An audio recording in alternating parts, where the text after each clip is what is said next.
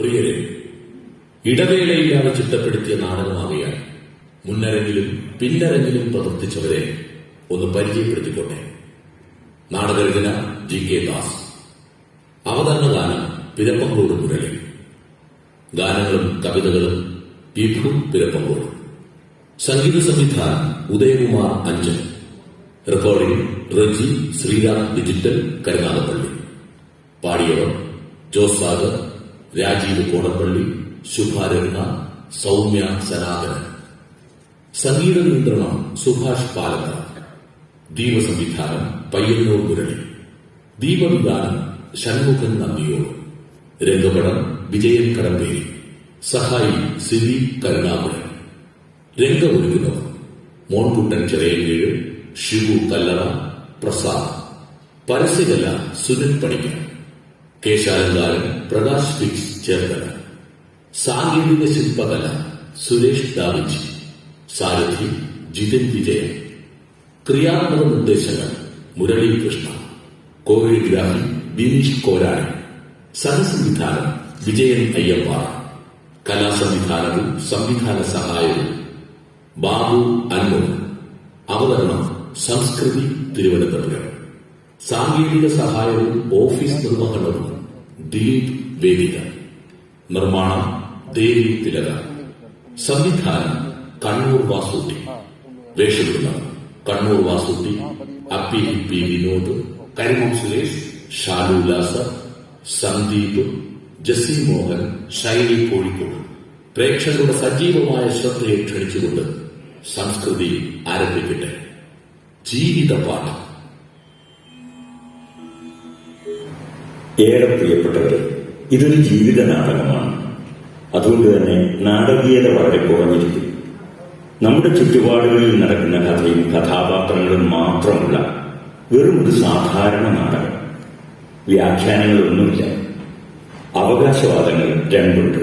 ഒന്ന്, ഈ നാടകം കണ്ടുകൊണ്ടിരിക്കുന്ന ഓരോ പ്രേക്ഷകനും സമാന സംഭവത്തിന് സാന്നിധ്യം കൊണ്ടെങ്കിലും സാക്ഷ്യം വഹിച്ചിട്ടുണ്ട്. ഉറപ്പ്. രണ്ട്, ഈ നാടകത്തിൽ നന്മയുണ്ട്. ആ നന്മ, സ്നേഹം, സധൈര്യം നമുക്ക് ജീവിതത്തിൽ സ്വീകരിക്കാം. കാരണം ഇതൊരു പാഠമാണ്. സസ്നേഹം, നിങ്ങളുടെ കണ്ണൂർ വാസൂട്ടി.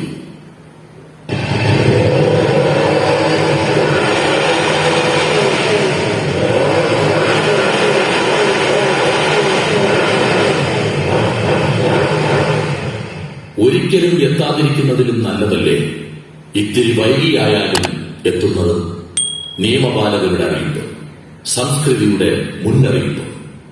റോഡ് അപകടങ്ങൾ നടക്കുന്നതിൽ 3 കാരണങ്ങളാണ്: അറിവില്ലായ്മ, അനാസ്ഥ, അഹങ്കാരം. നമ്മുടെ കൊച്ചു കേരളത്തിൽ റോഡ് അപകടങ്ങളിൽ ഒരു വർഷം 4000-ഓളം പേർ ചതഞ്ഞരഞ്ഞു മരിക്കുന്നു. 40,000-ഓളം പേർക്ക് പരിക്കേൽക്കുന്നു. ഇതൊക്കെ സംസാരിക്കുന്ന കണക്കുകളാണ്.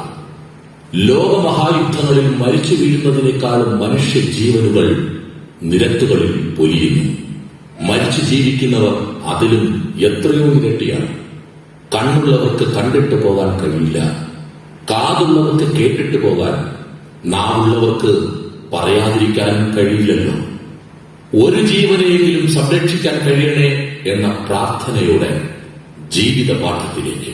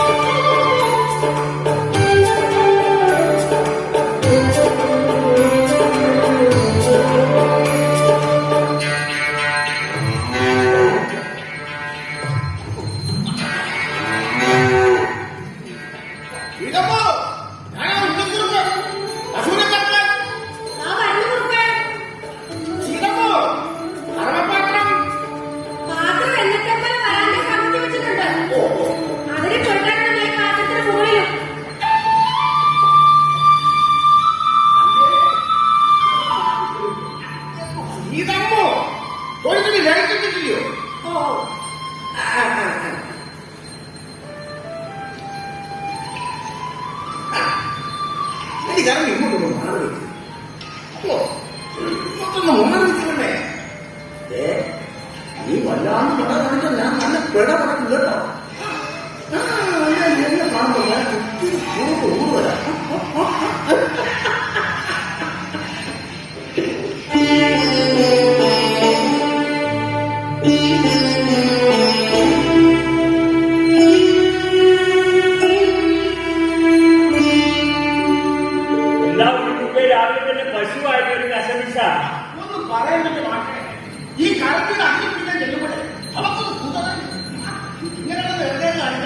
പിന്നെ ഞാനിങ്ങനെ നടക്കുന്നത്. ഒന്ന് പൊട്ടും തലമുറയ്ക്ക് വേണ്ടിയ കുട്ടിയെ കണക്കാൻ ഇതൊരു മയമില്ലാതെ വിളിച്ചിരിക്കാൻ ചെന്ന സ്വകാര്യോട് തൊഴിലാനൊരു ഭാഗ്യം. തൊട്ടും തലമുറയൊക്കെ തിന്നാല് തൊട്ടടുത്ത വീടുകളിലെ കടകൾ തുടങ്ങിപ്പിക്കുവാണ്. തൊട്ടും തലമുറയൊക്കെ എനിക്കറിയാം. അവിടെ കാണും.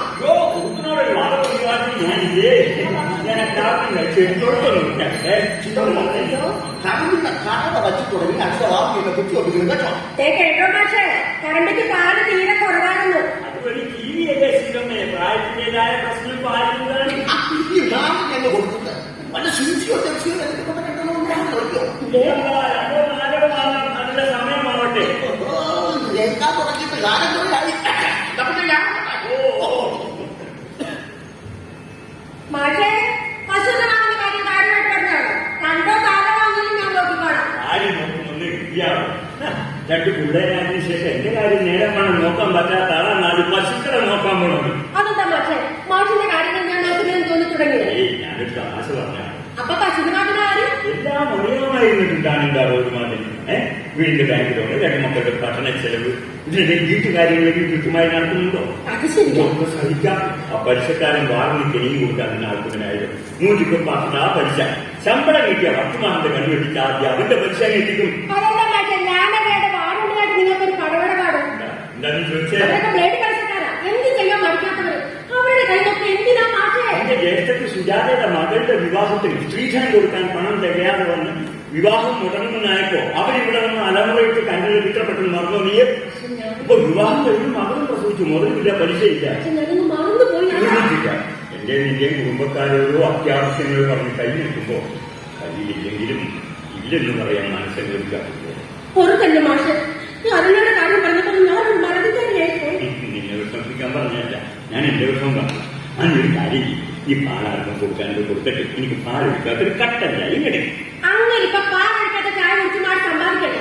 ഞാനേ അടുക്കളയിലേ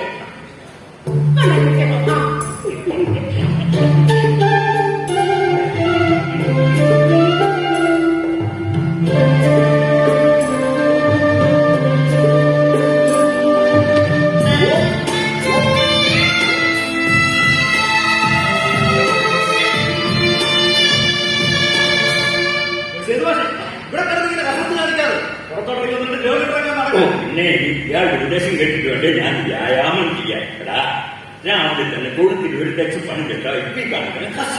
പിന്നെ ആ ബസ്സിൽ വെളിയോട്ട് എടുത്തു. ആ ഓസ് എടുത്ത തൊട്ടൊക്കെ കാണിക്കണോ എഴുതി വെച്ച് അതാന്റെ കിടക്കുന്നു പറഞ്ഞിട്ട് തീർന്നു. എടാ ഇതൊക്കെ ചെയ്യുമ്പോഴേ അതിന്റെ ബുദ്ധിമുട്ട് മനസ്സിലാവും കേട്ടോ. എന്തോ നല്ല കല്ല് പോലെയില്ലേ എനിക്കൊരു ഈ മസിലിന് വലിയ കാര്യമില്ല. നമുക്കൊന്ന് വില പിടിച്ച് നോക്കാം. അപ്പൊ അറിയാം ആരാ കരുത്തന്. നീ നിന്റെ തോട് കൊണ്ട് ഞാൻ എവിടെ നിന്നാണ് അനക്ക്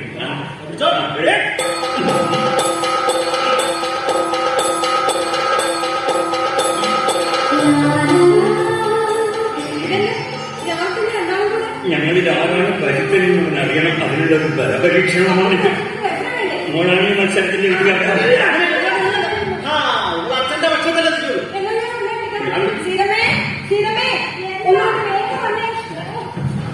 ഇവിടെ അച്ഛനും മോനും കൂടി ഒരു ബലപരീക്ഷണം നടത്താൻ പോവാം. അത് നോക്കിയിട്ട് ആരാണ് വിജയെന്ന് അപ്പൊ പ്രഖ്യാപിക്കും. രാവിലെ എന്തുകൂടെ പുറപ്പാടാൻ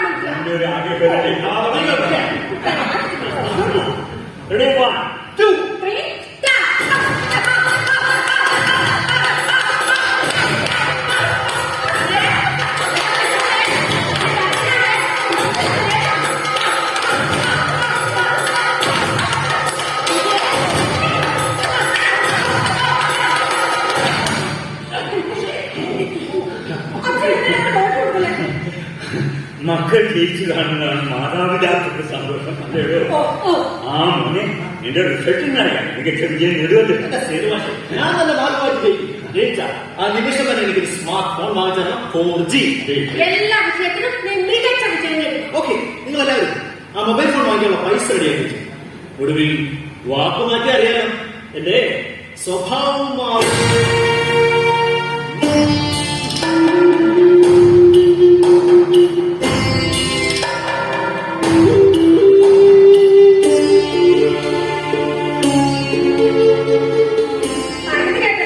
അവൻ പാട്ട് പാലിച്ച പിന്നെ നാശം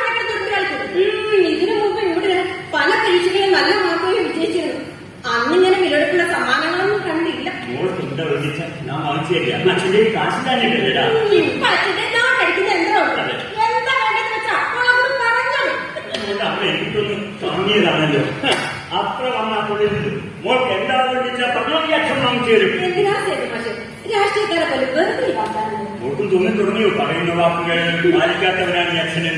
അങ്ങനെ ചോദിച്ചാ ഒന്നും മനഃപൂർവ്വം എനിക്ക് മാർഗമില്ല. അച്ഛനോട് നീരസമൊന്നും തോന്നരുത്. എങ്ങനെ എനിക്കറിഞ്ഞൂടെ എന്റെ അച്ഛനെ?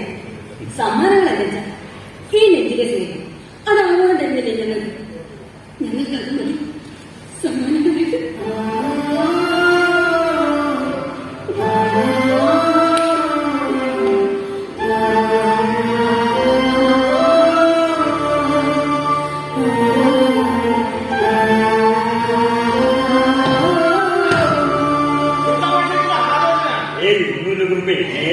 റിസൾട്ട് അറിയുന്ന ദിവസമാണ് അതിന്റെ ഒരു ടെൻഷൻ.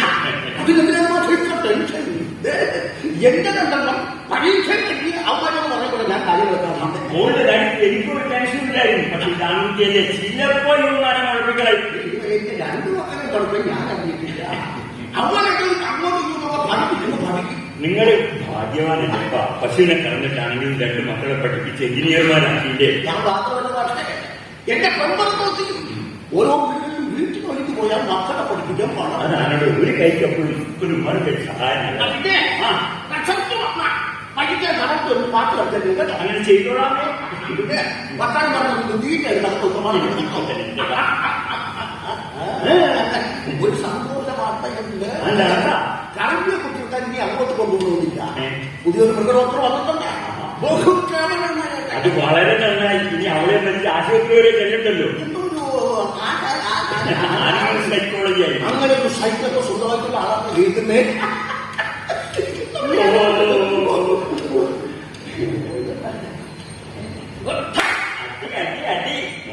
ഈ വേഗം റിസൾട്ട് അറിയാൻ നോക്കാം. അതറിയാനിട്ട് അച്ഛന് വായിച്ചൊരു തീയറിയാൻ വെറുതെ കുറച്ച് കച്ചവടം കുറിച്ചാൽ എനിക്കൊന്ന് പറഞ്ഞാൽ മനസ്സിലാവുന്നില്ല. നിങ്ങൾ രണ്ടുപേരുമാണ് എന്റെ എല്ലാ പ്രതീക്ഷകളും സ്വപ്നങ്ങളും. എങ്കിലും ഞാനായിട്ട് ഇന്നത് പഠിക്കുന്നു പറഞ്ഞ് നിങ്ങളെ ഒന്നും അടിച്ചേൽപ്പിച്ചിട്ടില്ല. ഒക്കെ നിങ്ങളുടെ ഇഷ്ടത്തിനെ വെക്കാറുണ്ട്. പക്ഷേ അപ്പോൾ വിയർപ്പ് മാറ്റം പോരാ. ആ വിയർപ്പ് മാറ്റത്തിനാണ് ഇങ്ങനെ ബേജാറാണ്. ഞാൻ പറഞ്ഞത് നിങ്ങളെല്ലാവരും സമ്മതിച്ചതായിട്ട് ആ മൊബൈൽ ഫോൺ വാങ്ങിയുള്ള പൈസ ഉപയോഗിക്കുന്നു. പരീക്ഷ എഴുതിയത് അതും സേതു മാത്രമാണ് കേട്ടോ എന്റെ മാഷേ.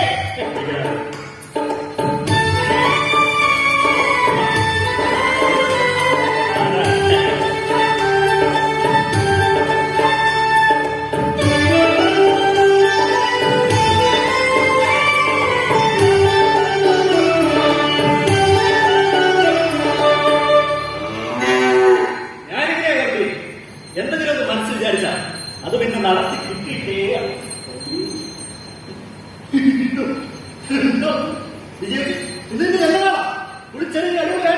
അതെ ഇന്നെന്റെ അനിയന്റെ റിസൾട്ട് ഇറങ്ങുന്ന ദിവസം പൊളിച്ച് പൂജാമൊഴി ദീപം കൊടുത്ത് തുളസിമാലയും ചാക്കി പ്രാർത്ഥനയും കഴിച്ചു. എന്റെ അനിയന് മികച്ച വിജയം നൽകണേ.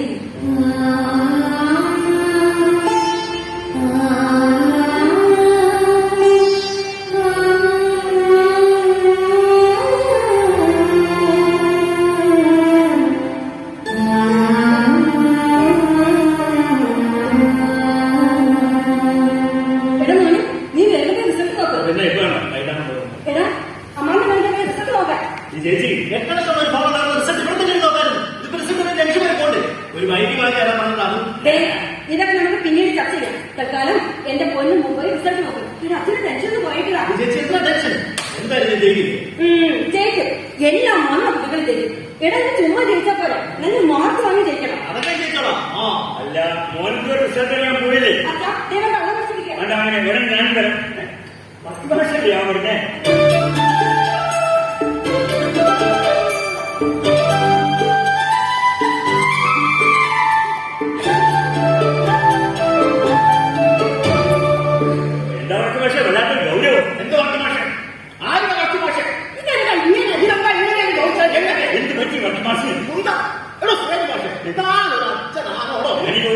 ഈ രണ്ടു മക്കളുടെ അച്ഛൻ ഞാനല്ലേ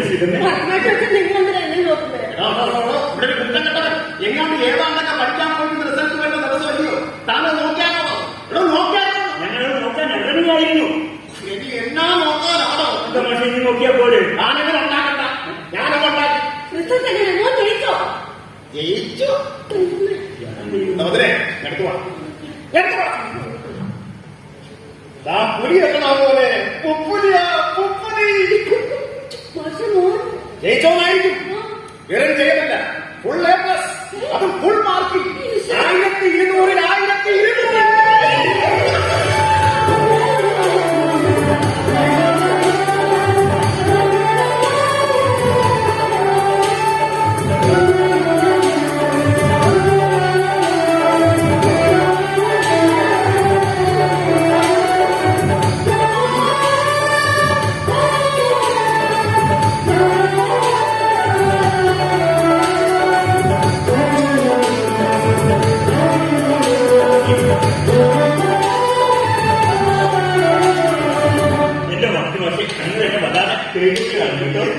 പിന്നെ ഈ കടയൊന്നും തുറക്കാത്ത കാരണത്തിന് പതക്കം വാങ്ങിക്കാൻ പോലും പറ്റില്ല. പക്ഷേ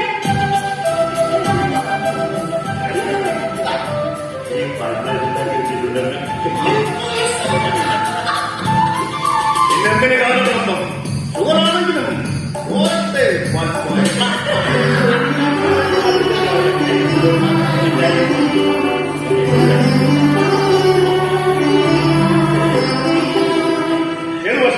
ഈ വിജയം നമുക്കൊന്ന് ആഘോഷിക്കേണ്ട പക്ഷേ എന്റെ സർവകലാ വല്ലഭൻ ഈ കുടുംബത്തിന്റെ ഭാവി ഭാസുരമാക്കാൻ തവണ മുടക്കാതെ ഞാൻ അടയ്ക്കുന്ന മെഗാ ഇൻഷുറൻസ് പോളിസി തൊട്ടങ്ങിടാമേ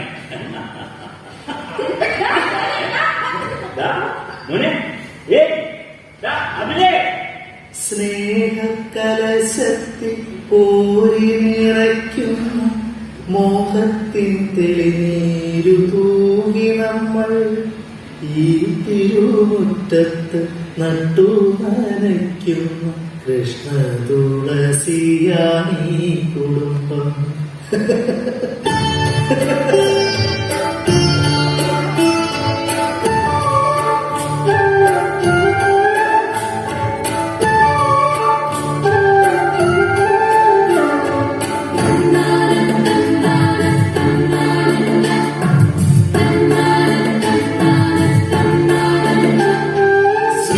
സ്നേഹകലശത്തിൽ പോരി നിറയ്ക്കുന്ന മോഹത്തിൻ തെളിനീരു തൂകി നമ്മൾ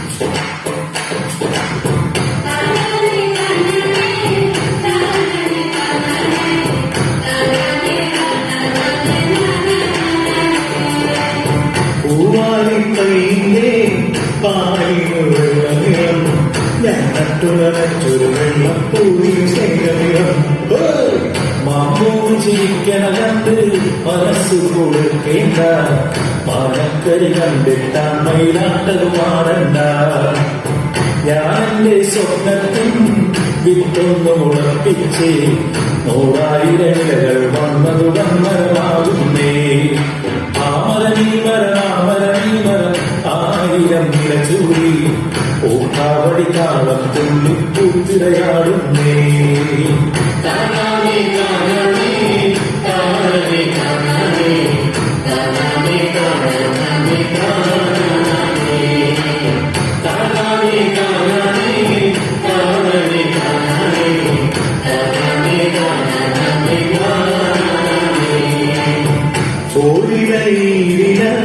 വന്നു ഓരോ നിമിഷവും നോക്കിയിരുന്നു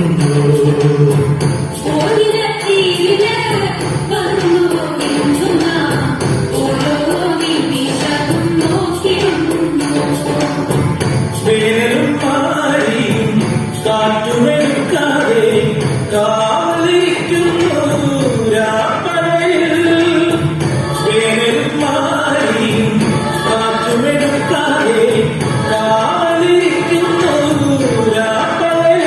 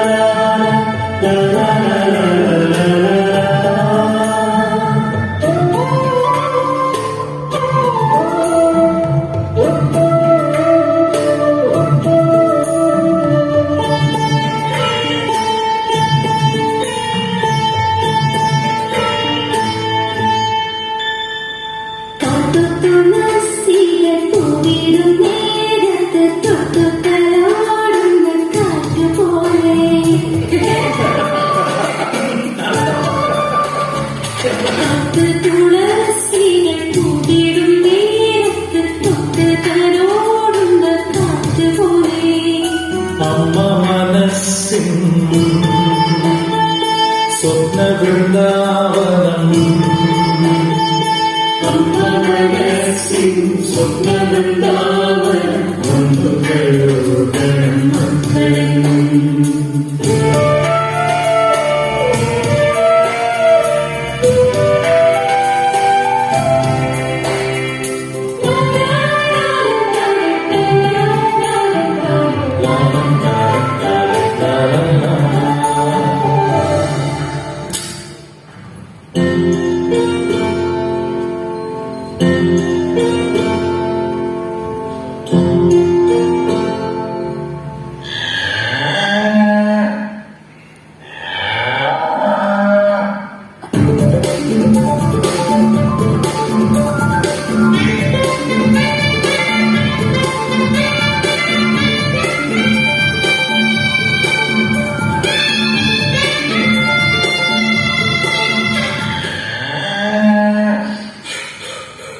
സിന്ധി, ജേഴ്സി, നാടൻ അല്ല, ഇവിടെ ഉള്ളത് നാടൻ പശു കൊടുകയും പശുവിനെ കാണാൻ തന്നെ ഏതിനും പശുവാണെന്ന് ഞാൻ മണം പിടിച്ച് പറഞ്ഞില്ലേ. അല്ല, അത് ഞാനെന്തോ പറഞ്ഞത്. ഇവിടെ ഉള്ളത് നാടനാണ്. നിങ്ങൾക്ക് ആ 3 ഓപ്ഷൻ തന്നില്ലേ, അതിൽ നിന്നും തെരഞ്ഞെടുത്ത ഉത്തരം ഉണ്ണിക്കുറുപ്പായാലും കണ്ണിക്കുറുപ്പായാലും വിളിക്കുന്ന തന്നെയാണെന്ന് മനസ്സിലായ താരം വിളി കേട്ടാൽ മതി. അല്ലെങ്കിൽ കണവക്കാരുടെ സ്ഥിരമായിട്ട് വേണ്ടില്ല, കണവക്കാരൻ അതുപോലെ ഈ മഴപ്പൊക്കത്ത് എങ്ങനെയാണോ ഡോക്ടറാണ് വന്ന കാലത്ത് തന്നെ നിൽക്കാതെ നമുക്ക് തൊഴുത്തിനോടെ ചാണകം 2 മണിക്കൂർ കഴിഞ്ഞിരിക്കും. പോഷകാഹാര കുറവ് മണക്കും. ഇതൊക്കെ എങ്ങനെ മനസ്സിലായി? അതാണ് ഈ ഡോക്ടർ സുന്ദരേശ് അടിമുടി മണത്ത് ലക്ഷ്മം പറയും. ചികിത്സയ്ക്ക് മുമ്പ് എനിക്ക് ചില കാര്യങ്ങൾ അറിയണം. എന്റെ ചികിത്സാ രീതികൾ തികച്ചും വ്യത്യസ്തമാണ്.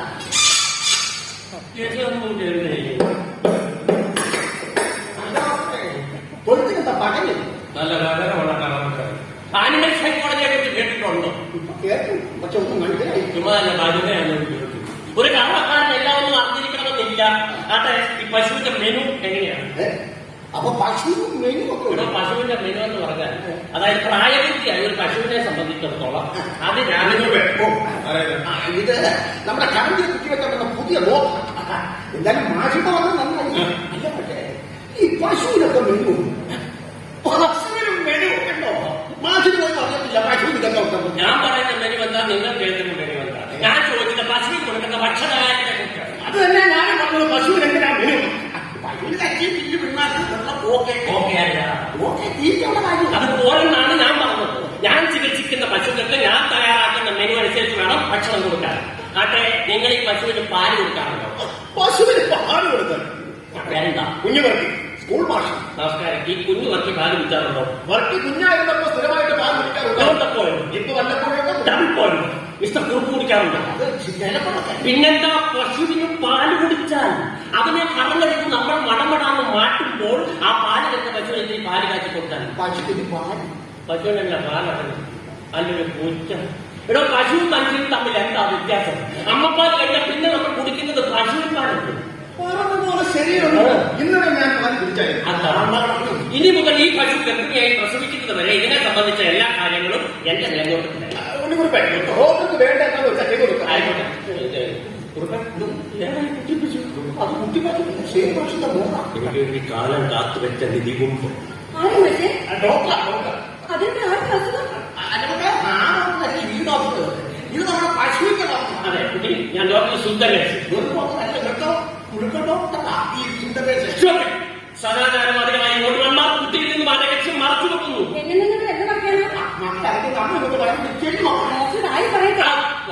കുട്ടി ആ നിൽക്കുന്ന കർമ്മിയെ വീണ്ടും അമ്മയാക്കാൻ വേണ്ടിയാണ് ഞാൻ വന്നിരിക്കുന്നത്.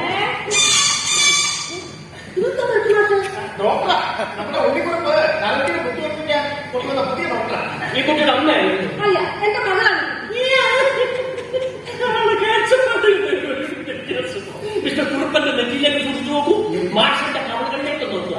അമ്മ ഒരാളെ നമ്മൾ നോക്കുമ്പോൾ പലരും പലതാണ് കാണുന്നത്. മിസ്റ്റർ കുറുപ്പന്റെ തിളങ്ങുന്ന നെറ്റി കണ്ടപ്പോൾ മാഷ് കണ്ടതിന്റെ തുടുത്ത കവളുകളാണ്. അമ്മ എന്താണ് കണ്ടത്? ഞാൻ നോക്കിയില്ല. അമ്മ, ഈ ഡോക്ടർ എന്ത് കണ്ട കാര്യം പറയുന്നത്? ഞാനൊന്നും കണ്ടില്ല. കുട്ടിയൊന്നും കണ്ടില്ലേ? കണ്ടു. ഞാനേ കണ്ടുള്ളൂ. ഞാൻ മാത്രമേ കണ്ടുള്ളൂ. അങ്ങനെ വിളിക്കാതെ വേണം പറഞ്ഞു. ഡോക്ടർ സാറിന്റെ തലയ്ക്കകത്ത് തലച്ചോറിന് പകരം തൊഴാണെന്ന് ഞാൻ കണ്ടു.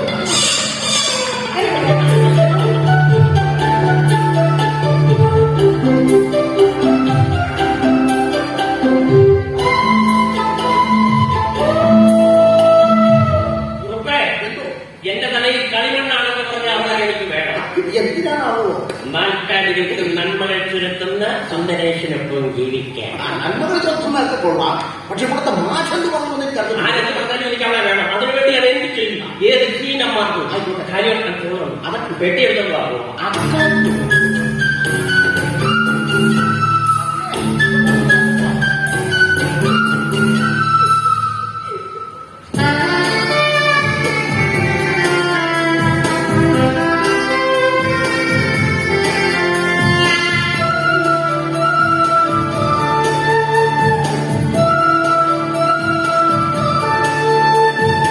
ഈ ഫോൺ നിന്റെ കയ്യിൽ കിട്ടിയതിന് ശേഷം ഒന്ന് സംസാരിക്കാൻ പോലും നിനക്ക് കിട്ടുന്നില്ലേ?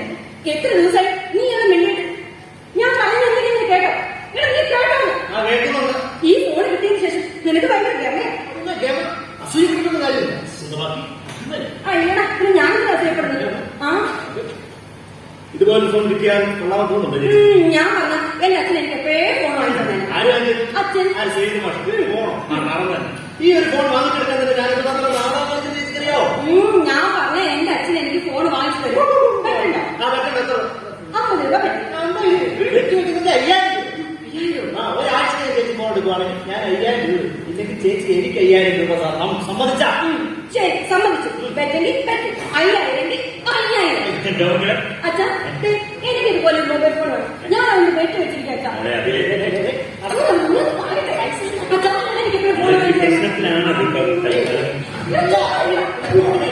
അച്ഛാ, അച്ഛൻ എനിക്ക് എപ്പോഴും ഫോൺ വാങ്ങിച്ചതരാം. ഒന്ന് പറഞ്ഞ അച്ഛാ. അച്ഛന്റെ പൈസ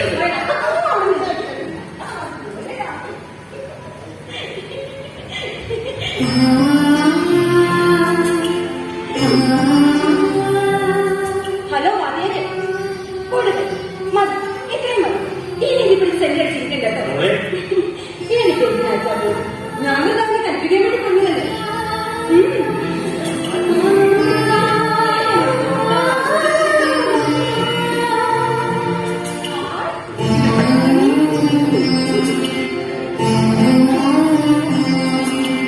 കഥയുടെ പക്ഷേ വെറുതെ അവിടെ പോകണല്ലോ. അവനെ കളിപ്പിക്കാൻ വേണ്ടിയാണെങ്കിൽ മോള് മൊബൈൽ ആവശ്യപ്പെട്ടപ്പോ ഞാനങ്ങ് പറയാണ്ടായി. മോന് മൊബൈൽ വാങ്ങി വകയിൽ 10 മാർക്ക് ഇനിയും കൊടുക്കാൻ 5000. മാറ്റി പറഞ്ഞപ്പോ എന്നൊക്കെ ചോർക്കുന്നത്. ഫോൺ കോളേജിൽ പോയി പറഞ്ഞപ്പോ പുതിയ ഡിമാൻഡ് അതാണ് പുതിയ ഡിമാൻഡ്.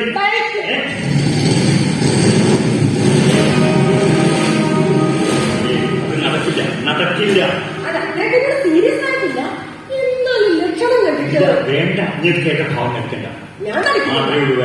അല്ല, വൈകുന്നേരത്തെ കാര്യം തുള്ളിക്കുറിപ്പിനെ കണ്ടില്ലല്ലോ. എവിടെയും പോയി വരാൻ താമസിച്ചിട്ടുണ്ടോ? എന്നാൽ ഇത്ര വൈകാറില്ല. ഈ ഒരു കാര്യം ചെയ്യാം, പാത്രം ഞാനൊന്ന് കറന്നു നോക്കാം. ഞാൻ തറവാട്ടിലായിരുന്നപ്പോ കുറെ കറന്നിട്ടോ. നീ പാത്രം എടുക്കേ.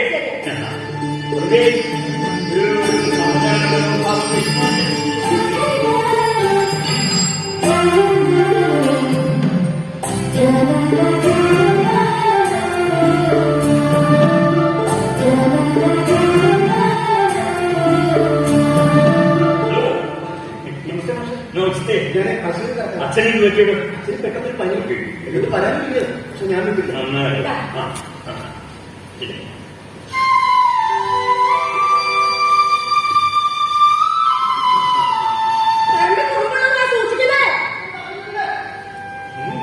അവനെന്താ അറിയാവുന്നത്? മനസ്സിലായി? നല്ലോണം ആലോചിക്കുന്ന ബുദ്ധൂസേ.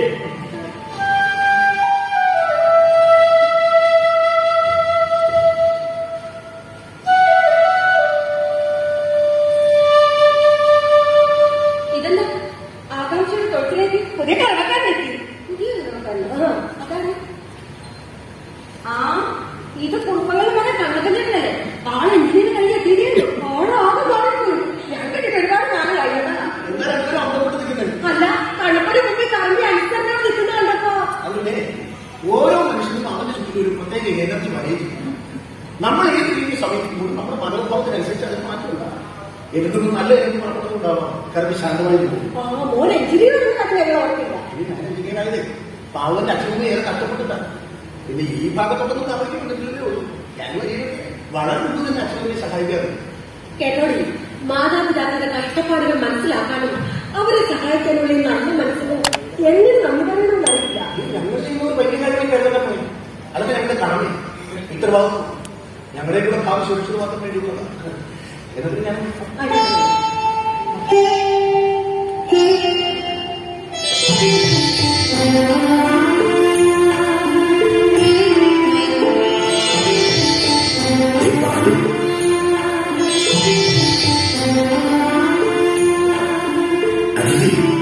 ഇതാ പാല്. വിളി കേട്ടുടനെ പാലിതാ.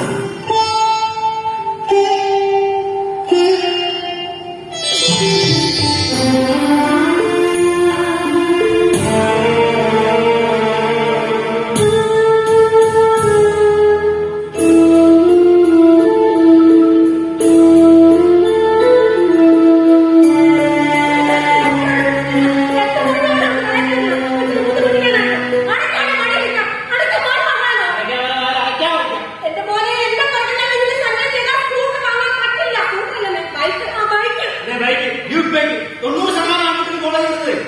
എടാ മോനെ ബാക്കിയുള്ള 10% പെണ്ണവരെ നമ്മള്. ഞാനൊരു കാര്യം പറഞ്ഞേക്കാം, എനിക്ക് ബൈക്ക് വാങ്ങിച്ചു തന്നില്ലേ, ഞാൻ ഈ കോളേജ് മൊത്തം അവസാനിപ്പിക്കും. നമ്മൾ ഫോട്ടോ എടുക്കാൻ 2 മണിക്കൂർ താമസിച്ചപ്പോ ഇരുന്നിട്ടാണ് നടത്തിക്കൂട്ടിയ. ദേ, നീ കൊച്ചുകുട്ടികളല്ല. ഈ വീട്ടിലെ സാഹചര്യങ്ങൾ അറിയാനും മനസ്സിലാക്കാൻ കാര്യം നിനക്കായി. ആ ഉള്ളിൽ കൊടുക്കുന്ന 2 മക്കൾ എഞ്ചിനീയർമാരാ. ഒരു സൈക്കിൾ വന്ന പശു നീക്കാൻ ഒരു കുടുംബത്തെ സഹായിക്കുന്നത്. കൂടെ കൂടെ നിങ്ങൾ പറയുന്നുണ്ടല്ലോ, കറവക്കാൻ പശുവിനെ കറക്കും, അതിനകത്ത് എന്താ ഇത്ര പുതുമ? ഇവിടെ ഞാനും പശുവിനെ കറന്നത് എന്റെ അച്ഛനെ ഒരു കറവക്കാരനായിരുന്നു. അല്ല, ഇന്നത്തെ കാവ്യെ കുറിച്ച് അല്ല മോനെ, 2 പശുക്കളെ വാങ്ങിയ അധികം കറക്കുന്നതിനെ കുറിച്ച് പറയുകയായിരുന്നു. അല്ല മോനെ, ചെറിയ സംസാരിക്കുക. ഇവിടെ ഒരു കറവക്കാരനെ വേണം. എന്താ എനിക്ക് പറ്റൂ? തീർച്ചയായും ഏതൊരു തൊഴിലും അതിൻ്റെതായ മാന്യത. സ്വന്തമായി അധ്വാനിച്ച് പഠിച്ച കുടുംബത്തിന്റെ ഭാരം വരും. അച്ഛനും അമ്മയ്ക്കും അതൊരു സഹായമാവുകയും ചെയ്യും. പലപ്പോഴും പഠന സമയത്ത് ഞാൻ ഹൈക്കോടതിയിൽ സപ്ലൈ ജോലി ചെയ്ത് ചിലവിനുള്ള പണം കണ്ടെത്തിയിട്ടുണ്ട്.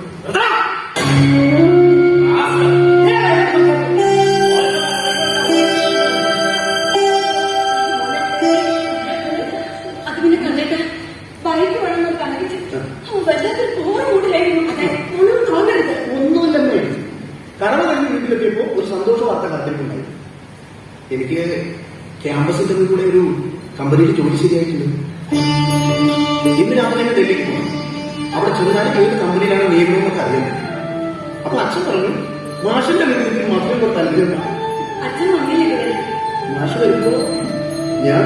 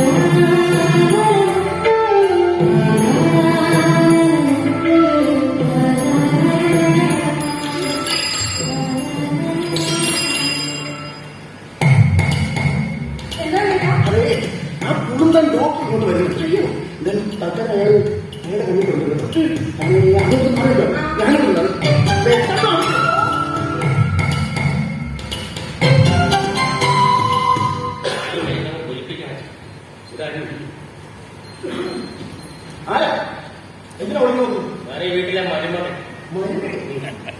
ഭാവിയിലാകാൻ സാധ്യതയുണ്ട്. എന്നാലേ ഒന്നും കൊണ്ടാണ് താനാണ് എന്റെ കാര്യത്തിൽ ഇടപെടണം. ഇതിനൊക്കെ അത് നടന്നു. ഞാൻ ഡോക്ടർ സുന്ദരേഷ്. അല്ല സാർ, ഇവിടെ അവർക്ക് ആ കറണ്ട് ഞാൻ കറക്കാറ്. നേരത്തെ ഒരു ഓട്ടോമാനായിരുന്നല്ലോ കർമ്മക്കാരൻ. നിന്റെ അതേ ഓട്ടോക്കാറ്റ് പോകും. അത് അച്ഛനാ തൊന്നിക്കുന്നു. അച്ഛൻ തീരെ വയ്യ, അതുകൊണ്ടാണ്. അല്ല, പറഞ്ഞു വരുമ്പോ നമ്മളൊക്കെ ഒരേ കുടുംബക്കാരാണ്. അതേത് കുടുംബമോ? പശു കുടുംബം.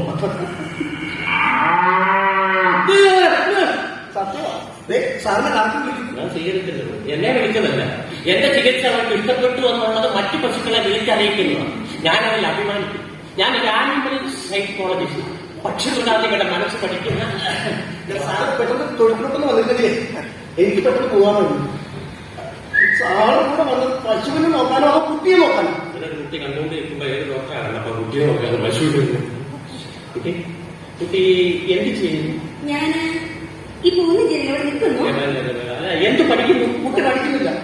സാറ് പോയിട്ട് തീർന്നു. കണ്ണപ്പം പൊക്കോളും. എനിക്ക് സ്വകാര്യ കുട്ടിയുണ്ട്. കുട്ടി വരുമോ? നമുക്ക് ആ പശുവിനെ ഒന്ന് പരിശോധിക്കാം. എന്തിനാണ് കുട്ടി? കുട്ടി പോലെ ഞാൻ വന്നിട്ടില്ല. താനല്ലേ പറഞ്ഞത് തനിക്ക് പോകണം. ഇപ്പൊ എനിക്ക് പോകണം. അതെന്താ അങ്ങനെ?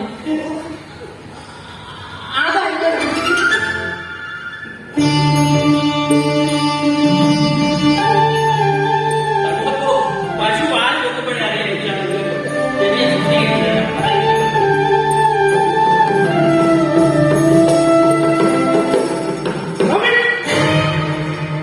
Hello, I am doctor Sundaresh.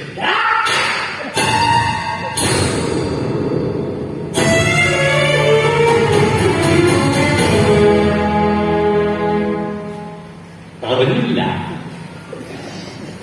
ആരും ഉറവില്ല. ഇത്ര കൈക്കെട്ടും ജീവനക്കുമുള്ള യുവരക്തം ഈ വീട്ടിലുണ്ടല്ല. നല്ല അശ്ലീലനാണ്. കിട്ടിയിട്ടുണ്ടോ മുമ്പ്?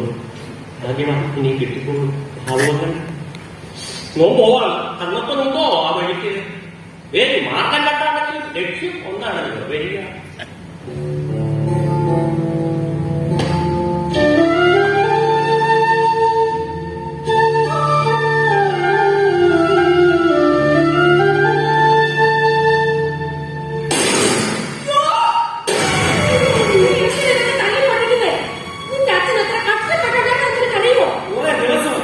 ഇനി എനിക്ക് ബൈക്കുമായി തരാതെ ഇവിടെ ഒരാൾ സൗകര്യമായി ജീവിക്കില്ല.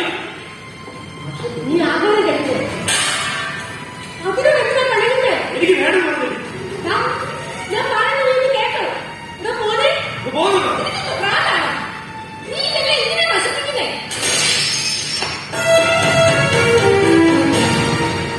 മോനെ മക്കളെ ഞാൻ പറയുന്നത് കേട്ടിട്ട് കഴിക്കാൻ. കൊടുക്കും. ഇല്ലത്തെ ഞാൻ പോകും.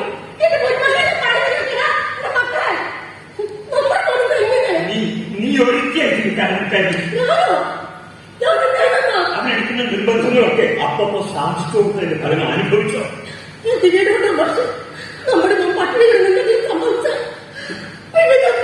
ഞാൻ ഈ വീട്ടിലെ ആവാസിതമേ പണം ഉണ്ടാക്കുന്ന വെറുമൊരു യന്ത്രമാണ്. അവരുടെ ഉദരത്തിലൊരു കുഞ്ഞ് ജന്മം എടുക്കുന്നത് മുതൽ നമ്മൾ മാതാപിതാക്കൾ നമുക്ക് വേണ്ടി ജീവിക്കുന്നില്ല. ആ കുഞ്ഞിന് ചുറ്റുമായി ചുരുങ്ങുകയാണ് നമ്മുടെ ലോകം. നമ്മുടെ കുടുംബത്തിന്റെ സമാധാനത്തിന് വേണ്ടി എങ്ങനെയെങ്കിലും ഒരു ബൈക്ക് വാങ്ങി കൊടുക്കണം. പക്ഷേ എങ്ങനെ അതുകൂടി പറഞ്ഞില്ല. നിലയിലെ കാര്യത്തിൽ മുങ്ങാൻ പറഞ്ഞ ഒരു പെൺകുട്ടി വളർന്നു നോക്കിയ അതിന്റെ കാര്യം ഈ വീട്ടിലുണ്ടാ കഴിയോ? ഞാനിനി അവരോട് എന്താ പറയുക? ഈ വീട്ടിലെ എല്ലാ കാര്യങ്ങളും അറിയാവുന്ന നീ, അതിന്റെ എല്ലാ ബുദ്ധിമുട്ടുകളും അനുഭവിക്കുന്ന നീ, അവനോട് എന്ത് പറയണമെന്ന് ഞാൻ പറഞ്ഞു കേട്ടോ. അറിയാൻ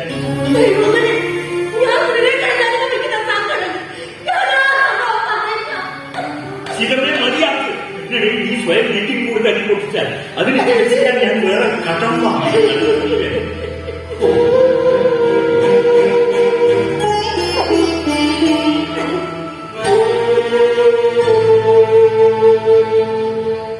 അമ്മ എന്തിനാ അച്ഛനെ ബുദ്ധിമുട്ടിക്കുന്നത്? പാവം എന്തായാലും വിശ്വസിക്കുന്നത് അറിയാൻ ഈ കുടുംബത്തിന്റെ സമാധാനത്തിന് വേണ്ടി പണ്ടേ അവൻ എങ്ങനെയാ അച്ഛനറിയാതെ അമ്മ ഏതാ സാക്ഷി കൊടുക്കും. അവന്റെ ശരിക്കുള്ള സ്വഭാവം എനിക്കൊക്കെ അറിയാമോ? ഇനിയിപ്പോ എന്ത് ചെയ്യും? അവൻ ആവശ്യപ്പെട്ട ബൈക്ക് വാങ്ങണമെങ്കിൽ 2 ലക്ഷം രൂപ വേണം. അത് വാങ്ങിയിട്ട് എവിടെ പണം? പാവം അച്ഛൻ നീ തന്നെ വിശ്വസിക്കുന്നത്. എന്റെ വീട്ടിന് മാല കിട്ടുന്നതാണ് നിന്റെ പ്രശ്നം. ഇന്ന് നീ തന്നെ എടുത്തു. വേണ്ട ഓർഡർ ചെയ്യാൻ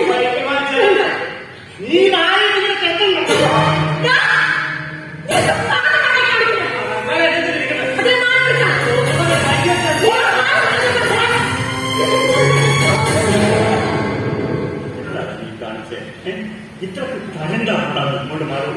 എനിക്ക് ബൈക്ക് വാങ്ങി തരാതെ ഞാനീ മാല കൊടുക്കില്ല. അതിലെ നീ മാല കൊടുക്ക്. ഇല്ല ഇല്ല ഇല്ല.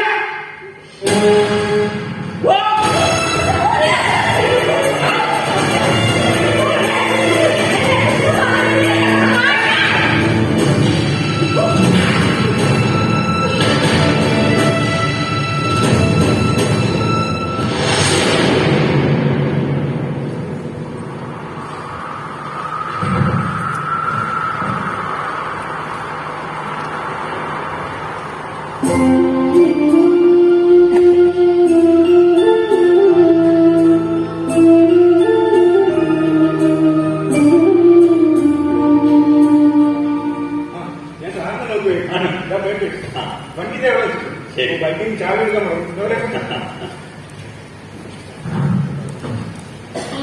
ബാക്കിന്റെ വന്നിട്ട് വിളിക്കാൻ എടുത്തില്ലേ? പിന്നെ നമ്മുടെ കുടുംബത്തിന്റെ അടിത്തറ എഴുതാതിരിക്കാൻ ഇഷ്ടമല്ലെങ്കിൽ ചില പുതിയ തീരുമാനങ്ങൾ എടുക്കണം.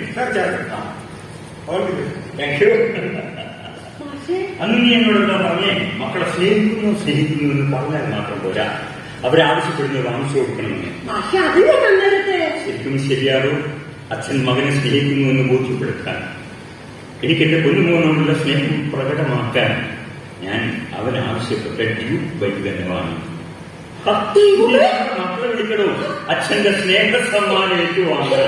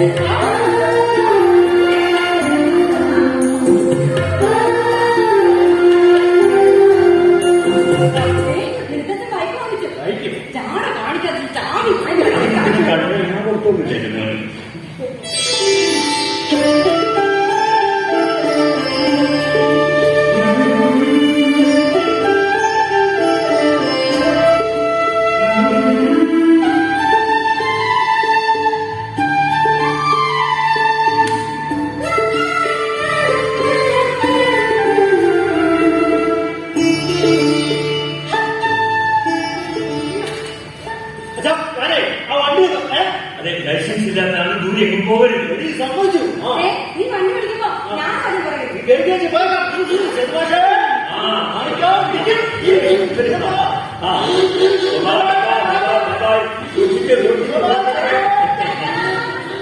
പക്ഷെ മോനെ ആദ്യമായിട്ട് വണ്ടി വിളിക്കും, ഞാൻ കാണട്ടെ.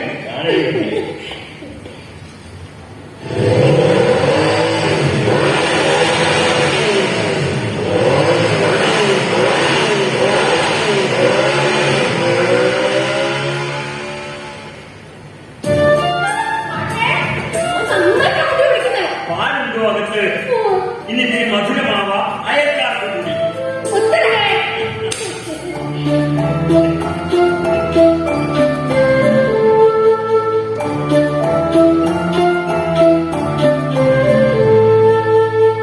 സൂക്ഷിച്ചോടിച്ചാൽ മതിയായിരുന്നു. മനുഷ്യൻ ആദ്യം പിടിക്കാൻ ഒരു കാരണം കൂടിയായിരുന്നു.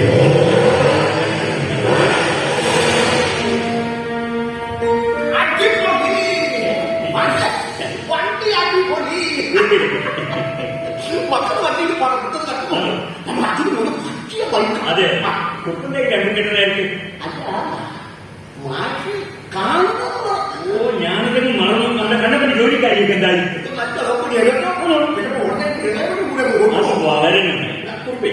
നമ്മുടെ കറുതിയെ കൂടി ഒരു പശുവിന് വാങ്ങണമെങ്കിൽ എത്ര രൂപ കൊടുക്കേണ്ടി വരും? എന്താ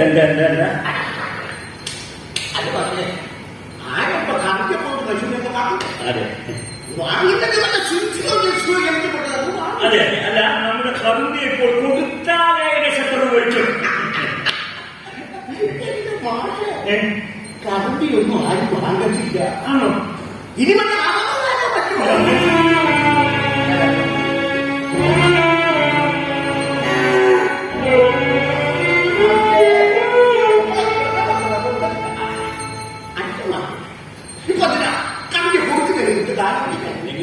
തന്നോട് ഞാൻ ഇതിനെ കള്ളം പറയണം. മോന് ബൈക്ക് വാങ്ങിയപ്പോ എന്റെ പി എഫിലുണ്ടായിരുന്നിട്ടില്ല, തികയാതോ വേറൊരു കുറച്ച് കാശ് കടം വാങ്ങി. അതിലൊരാൾക്ക് 2 ദിവസത്തിനകം 20,000 രൂപ തിരിച്ചു കൊടുക്കണം.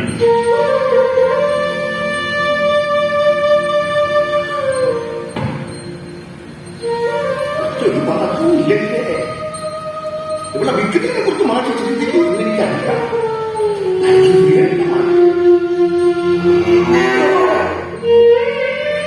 കറണ്ടില്ലാതെ കൂടെ ഒരു വെള്ളം കൊടുത്ത് അത് വേണ്ട.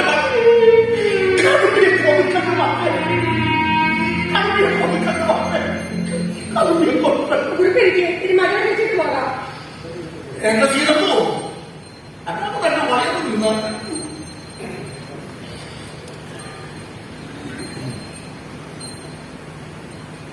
ദൈവം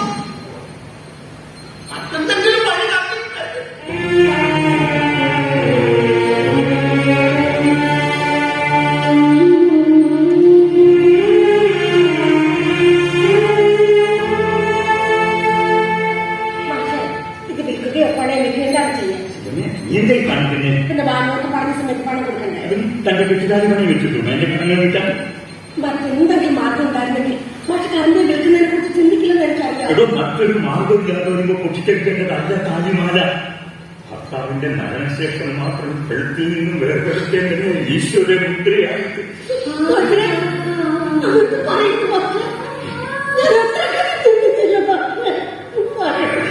ഇതിനെ കതിർമണ്ഡപത്തിൽ വെച്ച് താടി ചാർത്തുമ്പോഴാണ് ആരായാലും അവന്റെ പെണ്ണിനെ ആദ്യമായി സ്പർശിക്കുന്നത്.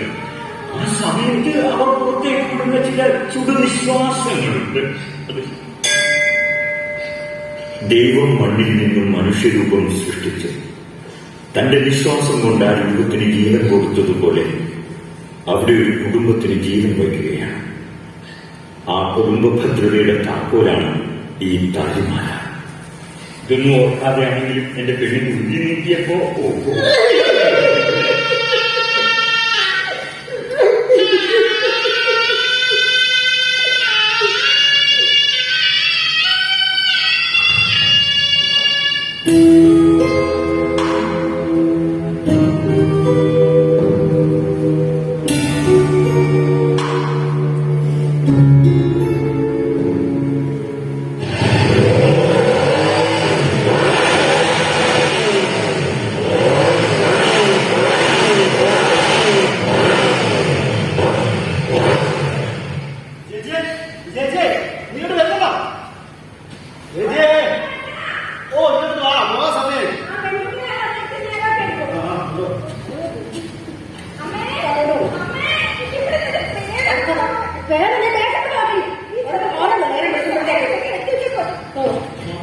അമ്മേ, ഈ ചെറുക്കനെ പെട്ടെന്ന് എന്തിനറിയോ? എന്നെ കോളേജിൽ വിട്ടിട്ട് അവൻ ബൈക്ക് വെച്ച് അവർ കോളേജ്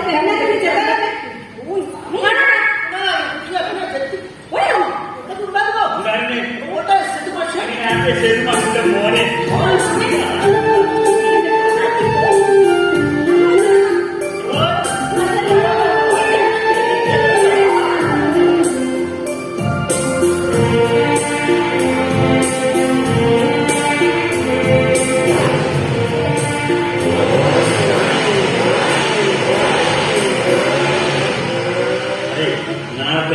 ലൈസൻസിനുള്ള അപേക്ഷ കൊടുക്കാൻ പറയാം.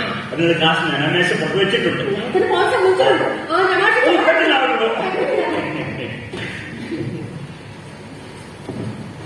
സമാധാനം വന്നോ? സമാധാനം കൈവന്നോ? മനസ്സിലായില്ല. ഏത് മാഷും അവരെ ബൈക്ക് വാങ്ങിക്കൊടുത്ത് കുടുംബത്ത് സമാധാനം കൊണ്ടുപോകുന്നൊക്കെ കേൾക്കും. ശരിയാ, ഒരാക്സിഡന്റ് കേൾക്കി കേട്ടില്ല. നമ്മുടെയൊക്കെ ചെയ്യുന്നത് കേൾക്കുക. എന്റെ ഭാര്യ മരിച്ചിട്ട് വർഷം 3 മക്കളൊക്കെ ഉദ്യോഗം നേടി വിവാഹം കഴിച്ച് സകുടുംബം സന്തോഷമായിട്ടൊക്കെ ജീവിക്കും. അച്ഛനോടൊപ്പം നിൽക്കാൻ ആർക്കും നേരമില്ല. പക്ഷേ മാസാമാസം ശമ്പളം എടുക്കുമ്പോൾ അത് വീതം വെക്കാണ് ഒന്നിച്ചത്. എല്ലാവർക്കും എല്ലാം അങ്ങോട്ടും മതി മാഷെ, ഇങ്ങോട്ടും സ്നേഹിച്ചും ലാളിച്ചും കഷ്ടപ്പെട്ടും ഒക്കെ വളർത്തിക്കൊണ്ടുവരാമെന്നല്ലാതെ വയസ്സാം കാലത്ത് സത്യം നെല്ലിന് കഴിയുന്നതാ.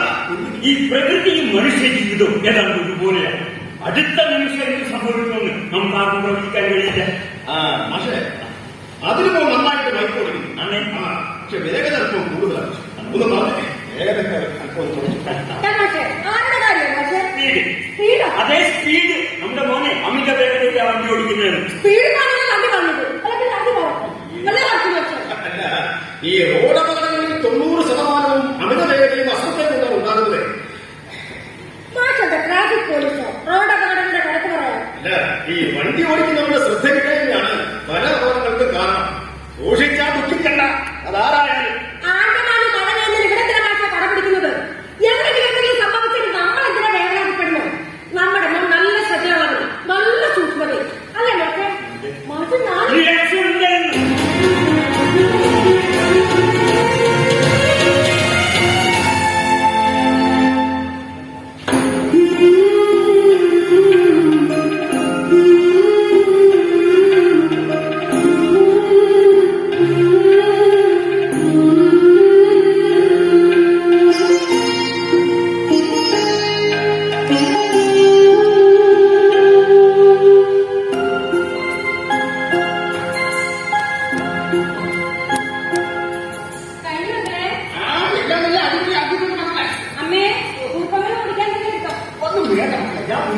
നോക്കിക്കോളാം. അതെന്നെ വർത്താനല്ല. ഇത്ര നേരം എവിടെ തൊട്ട് കച്ചറ വൃത്തിയാക്കിയതല്ല. അതിന് ജോലി ചെയ്യുന്നത് മോളല്ലോ. ജോലിയിൽ കൂടുതൽ കുറവല്ല. അച്ഛൻ കുറെ ദിവസം പറയായിരുന്നു ആ തൊട്ട് കച്ചറ വൃത്തിയാക്കണമെന്ന്. ആ എവിടെ പോയി? പരീക്ഷ പേപ്പർ തിരക്കില്ല. ഇത് തിരക്കേണ്ട അച്ഛനാ.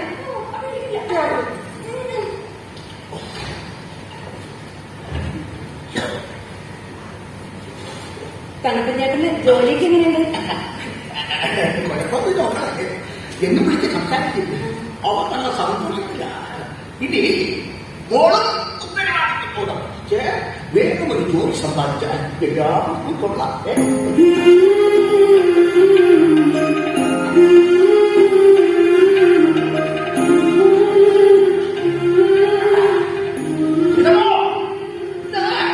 നമ്മുടെ കാറിനെ കുറിച്ച് ഡോക്ടർ പറഞ്ഞ ദിവസമാണ്. ഞാന് ആ കമ്മനെ പോയി ഇത്തിരി പൊടി കഴിച്ചിട്ട് കമ്മലെന്ന് പറയാൻ പറ്റുമോ?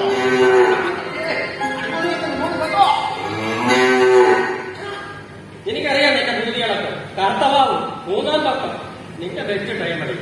എന്റെ കാര്യം എന്തായാലും നിന്റെ സേതുമാട്ടിനെ എനിക്കൊന്ന് കാണണം. ഇവിടുത്തെ വെളിണ്ടിയെ കെട്ടിച്ചു തരുമോ എന്ന് ചോദിക്കണം. തന്നില്ലെങ്കിൽ ഞാൻ പോക്കും.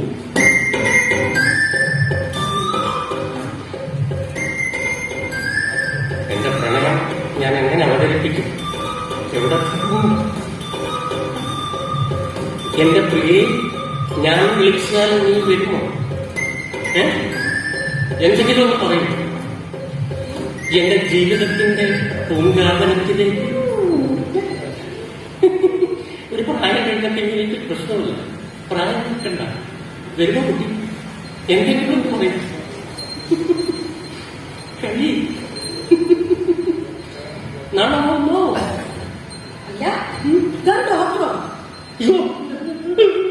അമ്മ ആള് മാറുക. സത്യമായിട്ടും ആള് മാറിപ്പോയതാ. ഇങ്ങനെയുള്ള താൻ തൊട്ടെനിക്ക് തന്നെ കാണാൻ എനിക്ക് ഇഷ്ടമാണ്. വില്ലേജ് ഓഫീസൊക്കെ പറ്റുമോ? ഇവിടെ എന്താ സംഭവത്തിൽ കുറിപ്പോടുന്ന ഡോക്ടറല്ലേ എടുത്ത് പഠിക്കാൻ എന്നോട് ആരെങ്കിലും ചോദിച്ചത് ഞാനെല്ലാം പറയാം.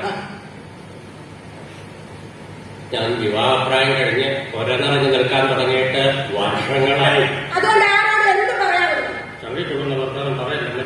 എന്നെ ഡോക്ടറാക്കാൻ ചെലവഴിച്ച് പണവും പലിശയും സ്ത്രീധനമായി കിട്ടിയാൽ മാത്രം പെണ്ണ് കെട്ടിയാൽ മതി ഒരച്ഛൻ പറഞ്ഞാൽ പിന്നെ അനന്തി അത്രേ എത്രയാണോ സിമ്പിൾ. 151 പവനും ലംബോർഗിനി കാറും 10 ലക്ഷം സ്ത്രീധനം 5 പോക്കറ്റുകളും. എനിക്കിവിടുത്തെ അന്തിക്കുട്ടിയെ ആദ്യ നോട്ടത്തിൽ തന്നെ ഇഷ്ടപ്പെട്ടു. അതിന് ആ കുട്ടിക്ക് ഇഷ്ടപ്പെടുന്നു. കുട്ടിക്കെന്നെ ഇഷ്ടപ്പെട്ടു. ഈ 151 പവൻ ഇപ്പൊ നടക്കുള്ളത് പിന്നെ ആ സുഹാസിനി കാർ സുഹാസിനിയല്ല. എടോ ലംബോർഗിനി കാർ ഞാൻ 10 ലക്ഷം അത് വേണം. പിന്നെ 5 പോക്കറ്റുകളും അത് വേണം. ഇല്ലെങ്കിൽ ഡാഡി സമ്മതിക്കില്ലല്ലോ.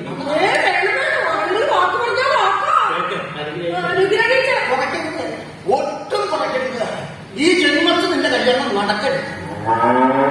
സത്യം നാൽക്കാരികൾ കള്ളം പറയാറില്ല. എന്റെ കാര്യം സൂചിയായി വീടൊക്കെ നോക്കുക ഞാൻ എടുക്കോ അമ്മേ എനിക്കിവിടുത്തെ ആദ്യക്കുട്ടിയെ കെട്ടിച്ചതല്ലേ. ആ കുട്ടിയുടെ പഠിത്തമൊക്കെ കഴിഞ്ഞിട്ട് നാട്ടിൽ വിവാഹത്തെ കുറിച്ചൊക്കെ ചിന്തിക്കും. അത് ഒരു ജോലി കിട്ടിയ ശേഷം അതെന്താ കല്യാണം കഴിഞ്ഞാൽ ഭാഷ എന്ന കുട്ടിയെ പഠിപ്പിച്ചോട്ടെ. എനിക്കതിൽ പരാതിയില്ല.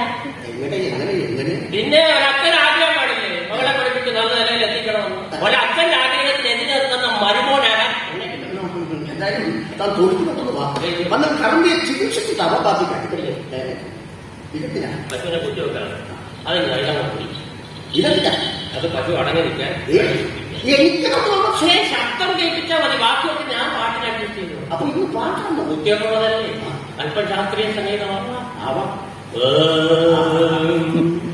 മറിയടമ്മയുടെ ആട്ടം കുത്തി മറിയടമ്മ ഒപ്പം കെട്ടി ും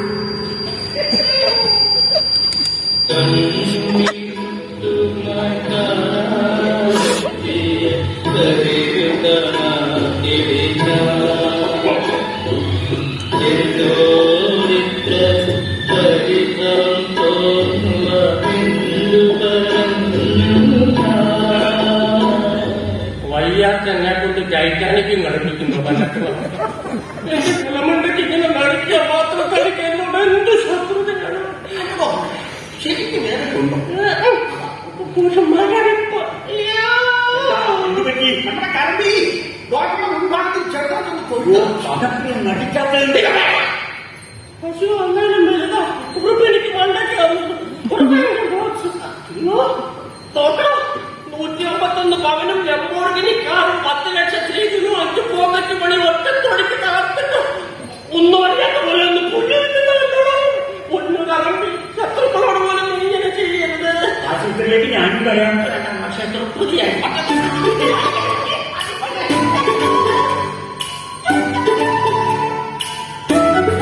എന്താ തുടങ്ങിയില്ലാത്ത ശീലങ്ങളെ ആരും കുട്ടികൾക്കുള്ളായിരുന്നു.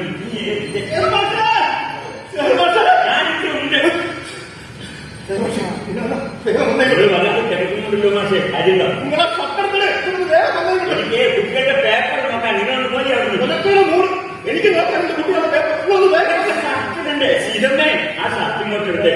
നിങ്ങൾ വെറുതെ തിരക്കേണ്ട കാര്യം എന്താ വെച്ചാൽ പറഞ്ഞാഷേ. അത് പക്ഷേ അതിന് മുമ്പ് എവിടെ വെച്ചാ മാഷേ കാശ് വല്ലതും കയ്യിലുണ്ടോ? മാസാവസാനായതുകൊണ്ട് എന്റെ കയ്യിലൊന്നും നമുക്ക് ഉണ്ടാക്കാം. വേഗം വന്നിട്ട് പറയാം. അതെ പിന്നെ ഇതന്നെ നമ്മുടെ മോനെ ചെറിയൊരു ആക്സിഡന്റ് പറ്റിയതാണ്. വളരെ കാലഘട്ടത്തിലേ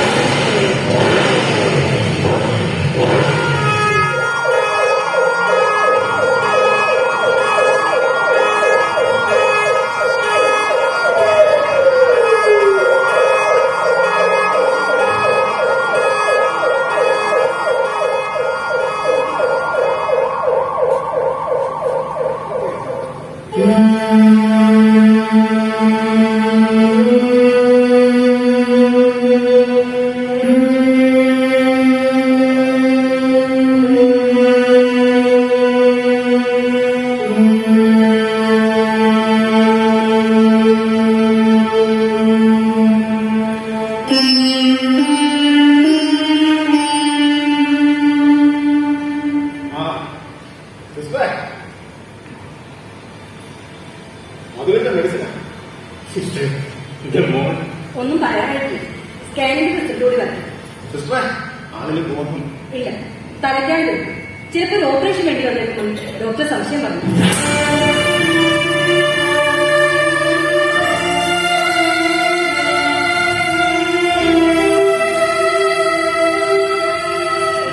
ഡിസ്ട്രിക്ട് ആശുപത്രിയിൽ മെഡിക്കൽ കോളേജിലേക്ക് റെഫർ ചെയ്തെങ്കിലും ഏതായാലും ഇവിടേക്ക് വന്ന നന്നായി മാഷെ. പക്ഷേ എന്റെ മോനിക്ക് ഒരു ബോധം വന്നിട്ടില്ലല്ലോ മാഷെ. മെഡിസിൻ അപ്ലൈ ചെയ്ത് തുടങ്ങിയതല്ലേ ഉള്ളൂ. വീഴ്ചയിൽ പേടിച്ച് ബോധക്ഷയം ഉണ്ടായ അങ്ങനെ മാഷെ ഇത്രയും വലിയ അപകടം. ഇനി ഞാൻ പറയുന്ന കാര്യങ്ങൾ സാമചിത്തതയോടുകൂടി കേൾക്കണം. എന്തും നേരിടാനുള്ള മനക്കരുത്തും വേണം. നടന്നത് വലിയൊരു അപകടമാണ്. അതിലിന്റെ വണ്ടിയിൽ അവർ 3 പേരുണ്ടായിരുന്നു. കൈരളി തിയേറ്ററിന്റെ മുന്നിൽ വെച്ച് അമിത വേഗതയിൽ വന്ന ഇവരുടെ ബൈക്ക് ഒരു കാറിനെ ഓവർടേക്ക് ചെയ്ത് എതിരെ വന്ന സ്കൂട്ടർ യാത്രക്കാരായ ദമ്പതികളെ ഇടിച്ചു. സ്കൂട്ടറിലുണ്ടായിരുന്ന സ്ത്രീ അപ്പം തന്നെ പിടിച്ചു. അവരുടെ ഭർത്താവ് ഗുരുതര പരിക്കുകളോടെ മെഡിക്കൽ കോളേജിൽ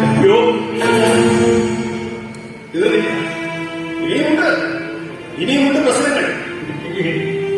അതിലൊന്നും സഞ്ചരിച്ചിരുന്ന അശ്വിന്റെ ചെറുപ്പക്കാരനും ഇവിടെ ഉണ്ടായിരുന്ന രാജ്യം അഭ്യാസങ്ങളിലേക്ക് ഇനി ഞാൻ എന്തിനാ പറഞ്ഞു പക്ഷേ ജീവിച്ചിരിക്കുന്നു. ഇതൊരു ആശുപത്രിയാണ്. ആരെങ്കിലും ഒക്കെ ശ്രദ്ധിക്കും കേട്ടോ. അതിന്റെ കൂടെയുള്ളതാരാണ് ഡോക്ടർ വിളിക്കുന്നത്.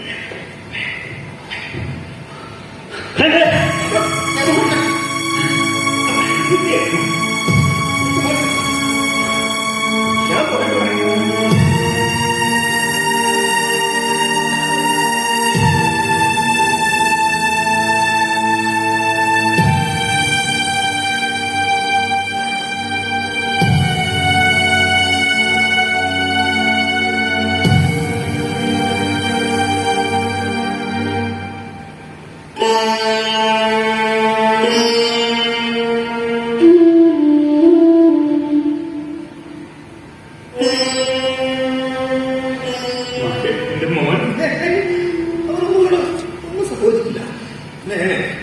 തലയടിച്ചല്ലേ വീണത്. തലയ്ക്കുള്ളിൽ 8 കോട്ടായിട്ട് അതിന് ഓപ്പറേഷൻ വേണ്ടി വരുന്ന പറഞ്ഞതേ. അതിന്റെ ആദ്യഘട്ടം നാളെ ഒരു 4 ലക്ഷം രൂപ കിട്ടി. പണമുണ്ടാക്കിയിട്ടേ പറ്റൂ. പക്ഷേ ഇത്രയും പണം നിങ്ങൾ സമാധാനമായിട്ട് വിട്ടിരിക്കേ. വീട് വരാതെ പോയച്ചില്ല. എന്താ പക്ഷെ ഞാൻ ഇവിടെ ഒറ്റയ്ക്ക് നാളെ ഓപ്പറേഷനുള്ള പണം ഉണ്ടാക്കണ്ടേ?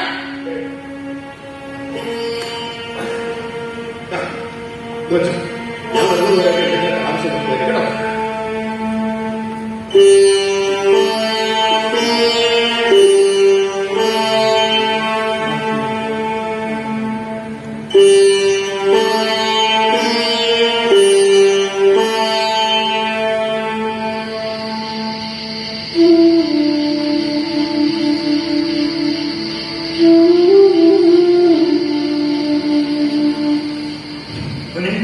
എന്റെ മോൻ എന്റെ മോന് എന്റെ എന്താ എനിക്ക് എന്റെ മോനെ ഒന്ന് കാണണം. ഈ സമയത്ത് എത്രയാണ്? ഇനി നാളെ രാവിലെ 6 മണിക്ക് ശേഷം കാണാം. അപ്പച്ചൻ പ്രാർത്ഥിക്കും. മരണമേ വന്നണയുന്നു കാലക്കുതിരകൾ കെട്ടും വ്രതങ്ങളിൽ നീ.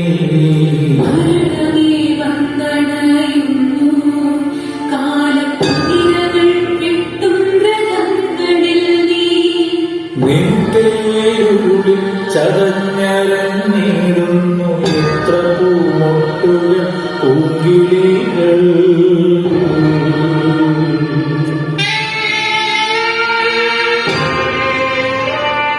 മോഹങ്ങൾ ചാലിച്ചൊരുക്കിയും ജീവൻ പകുത്തും മെനഞ്ഞ ശില്പങ്ങളെ തല്ലിത്തകർക്കും പെരുന്തിരയായെന്നു മണയും കരാളമേ.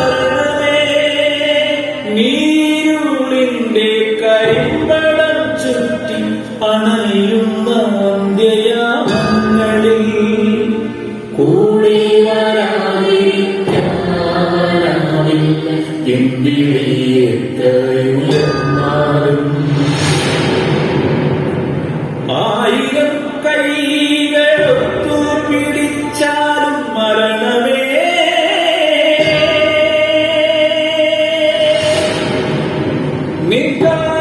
നിൻകാലച്ചിറകിന്റെ ഒച്ച കേൾക്കുന്നുവോ? വെട്ടിയും കൂട്ടിയും തെറ്റാക്കണക്കുപോലെത്ര കണിശമായി. വെട്ടിയും കൂട്ടിയും തെറ്റാക്കണക്കുപോലെത്ര കണിശമായി. മരണമേ മരണമേ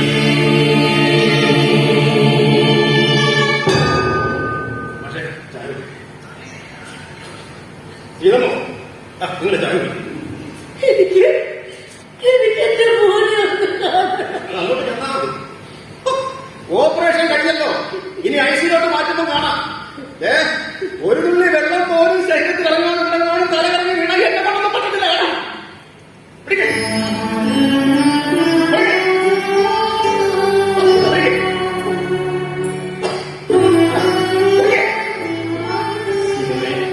മോള് പാവം കഴിവായി അവിടെ ചേട്ടത്തി സുജാതയുടെ വീട്ടിലാക്കിയിട്ടാ പോയിരുന്നു. അതിന്റെ കൂടെയുള്ള ഒരാൾക്ക് അതിന്റെ കാണാം.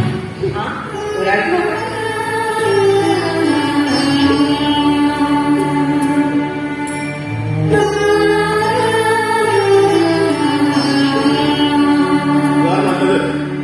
ഒരമ്മയ്ക്കും മകനിങ്ങനെ കിടക്കുന്നത് കണ്ടാ സഹിക്കാൻ പറ്റില്ല. ഒക്കെ എന്റെ കുറ്റമാണ്. അവന്റെ നിർബന്ധങ്ങൾക്കൊക്കെ വഴങ്ങി അച്ഛൻ അറിഞ്ഞോ അറിയാതെ അപ്പപ്പോ സാധിച്ചു കൊടുത്ത് അവനെ വഴിമാറ്റുന്നത് ഞാനാണ്. കൊടുക്കേണ്ടി വന്നതില്ലേ? സംഭവിക്കാനുള്ളതെല്ലാം സംഭവിച്ചു. ഇനി മനസ്സാണ് എന്റെ കൈവിടാതിരിക്കുക.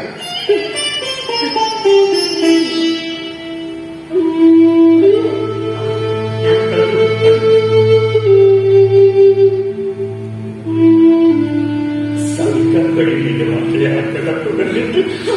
നമ്മുടെ മോൻ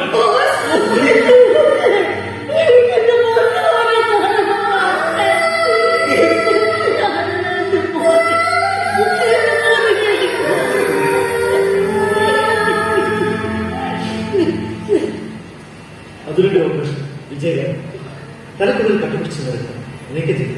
പക്ഷേ തലയിടിച്ച് കിടന്നുകൊണ്ട് തലച്ചോറിനൊരു ചെറിയ ക്ഷണം സംഭവിച്ചു.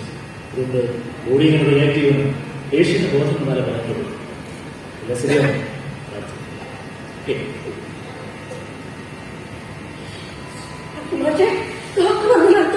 പിന്നെ ഓപ്പറേഷൻ വിജയകരമാണ്.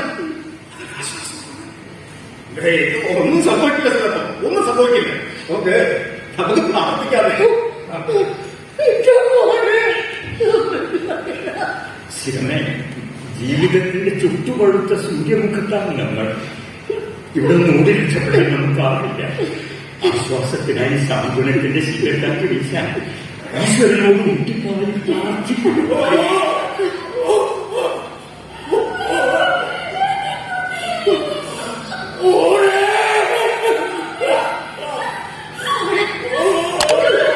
ഇതൊരു ആശുപത്രിയാണ്.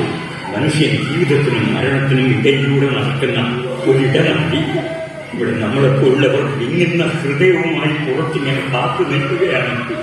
ചിരിച്ചുകൊണ്ടോ കരഞ്ഞുകൊണ്ടോ അകത്തുള്ളവരെ സ്വീകരിച്ചു കൊണ്ടുപോകാൻ.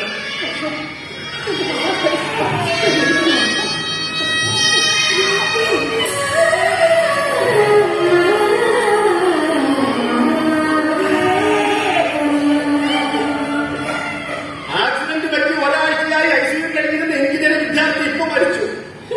ഒരേ ഒരു തവണ അമിതവേഗതയിൽ വന്ന ബൈക്ക് ഒരു ഇലക്ട്രിക് പോസ്റ്റ് ഇടിച്ച് തെരച്ച് തലയിടിക്കാറുണ്ട്. എത്രയെത്ര അപകടങ്ങളാണ് ഓരോ ദിവസവും നടക്കുന്നത്. എത്രയെത്ര മനുഷ്യജീവനുകളാണ് നടുറോഡിൽ പിടഞ്ഞു പൊഴിയുന്നത്. എന്നിട്ട് ആരും പഠിക്കുന്നില്ലല്ലോ. പക്ഷേ എന്റെ മകൻ കാരണം ഇതുവരെ 2 ജീവനുകൾ നഷ്ടപ്പെട്ടു. സ്കൂട്ടറിൽ വന്ന ആ സ്ത്രീക്ക് 3 വയസ്സുള്ള 2 പെൺകുട്ടികളാണ്. ആ കുഞ്ഞുങ്ങൾ അനാഥരല്ലേ. മരിച്ച അശ്വിനും ആ കുടുംബത്തിന്റെ ഏക ആശ്രയമായിരുന്നു. അവര് താഴെ 2 സഹോദരങ്ങൾ. അച്ഛനില്ലാത്ത അവരെ ആ തള്ള കൂലിപ്പണി ചെയ്താ പഠിപ്പിച്ചു. നമ്മുടെ മോൻ കാണും എത്ര ജീവിതങ്ങൾ തകർന്നത്. എന്റെ മോനെ കൂടാതെ 2 പേര് ആ ഗുരുതരാവസ്ഥയിൽ മെഡിക്കൽ കോളേജിലുള്ളത്. അവരുടെ നില അതീവ ഗുരുതരമാണ്. പക്ഷേ നമ്മുടെ അതിന്റെ കൂട്ടുകാരൻ രാജീവിന്റെ അച്ഛൻ ചന്ദ്രൻ ഗൾഫിൽ നിന്ന് നേരെ മെഡിക്കൽ കോളേജിൽ ഇനി ഞാൻ ആരുടെയെല്ലാം ചോദ്യങ്ങൾക്ക് ഉത്തരം പറയട്ടെ.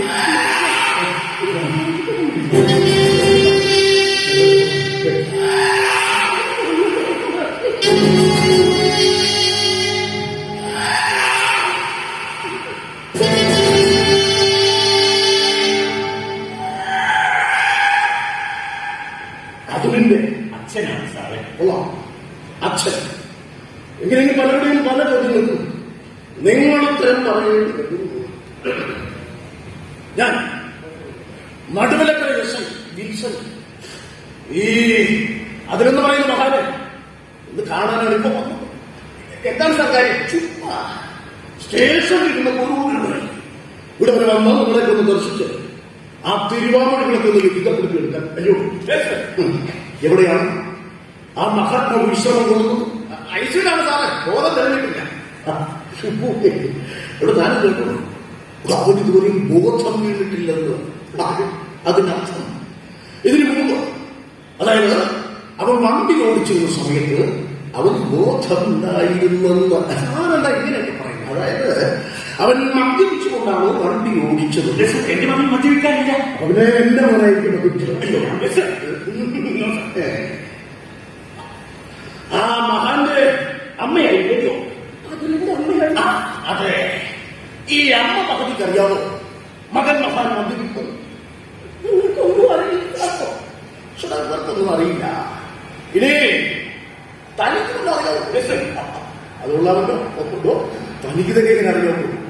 കേൾക്കട്ടെ കേൾക്കട്ടെ കേൾക്കട്ടെ. ഈ മെഡിക്കൽ റിപ്പോർട്ടിൽ പറയാൻ അപ്പാണ് കേട്ടല്ലോ. ബൈക്കിൽ സഞ്ചരിച്ചിരുന്ന താങ്കളുടെ മകൻ ഉൾപ്പെടെയുള്ള 3 പേരുടെ രക്തത്തിൽ ആൽക്കഹോളിന്റെ അളവ് വളരെ കൂടുതലായിരുന്നു.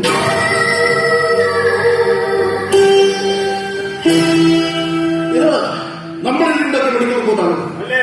ഇത് ഡോക്ടർമാർ നൽകിയ മെഡിക്കൽ റിപ്പോർട്ടാണ്. നിങ്ങൾക്ക് ആർക്കെങ്കിലും അറിയോ ആ മഹാൻ മദ്യപിക്കുന്നത്? സത്യമായിട്ട് ഞങ്ങൾക്കൊന്നും അറിയില്ല സാറേ. പാവങ്ങളാണ്, എന്നാലും ഇവർക്കൊന്നും അറിയില്ല. അതെ, ആ മഹാനെ അടിയന്റെ ഈ തിരുമുഖം കാണിക്കുന്നതിൽ വിരോധമുണ്ടോ? എന്ത് വിരോധമാണ് സാറേ? അല്ല, നമ്മളാരാണ്? ഞാൻ കുഞ്ഞു വർക്ക് ചെയ്യും, സ്കൂൾ മാസ്റ്റർ. സേതു മാസ്റ്റർക്ക് ജോലി. അപ്പൊ മാഷിമാരല്ലയോ? അതെ സർ. എന്നാലും എനിക്കൊരു ഇഷ്ടപ്പെട്ടു കേട്ടോ ഈ മാഷിമാരെ. എന്നിട്ടാണല്ലോ സ്വന്തം മൂന്നാളെ കൊല്ലം ബൈക്ക് കൊടുത്ത് റോഡിലേക്ക് വിട്ടു. മനഃപൂർവ്വമല്ലല്ലോ സാറേ.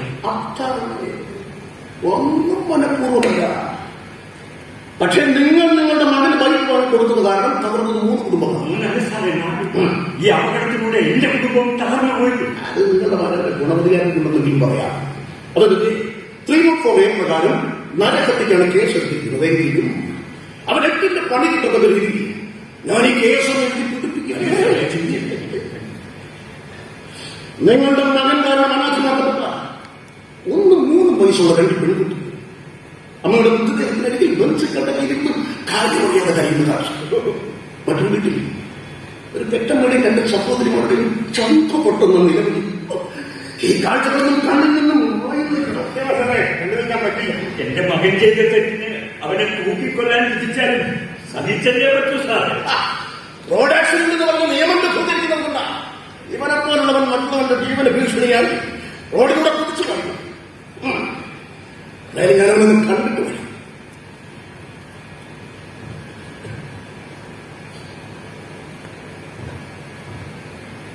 എന്താണ് സർ? അതിലെന്റെ മൊഴി എടുക്കണം. പേഷ്യന്റ് നോർമൽ ആയിരുന്നു. എന്നെ കാണുമ്പോൾ അവനൊക്കെ നോർമലാണ്. അനുമതിയില്ലാതെ കാണാൻ കഴിയില്ല സർ. എങ്ങനെ? ഡോക്ടർ അനുമതിയില്ലാതെ കാണാൻ കഴിയുന്നത്. അനുമതി കൊണ്ടിരിക്കണേ.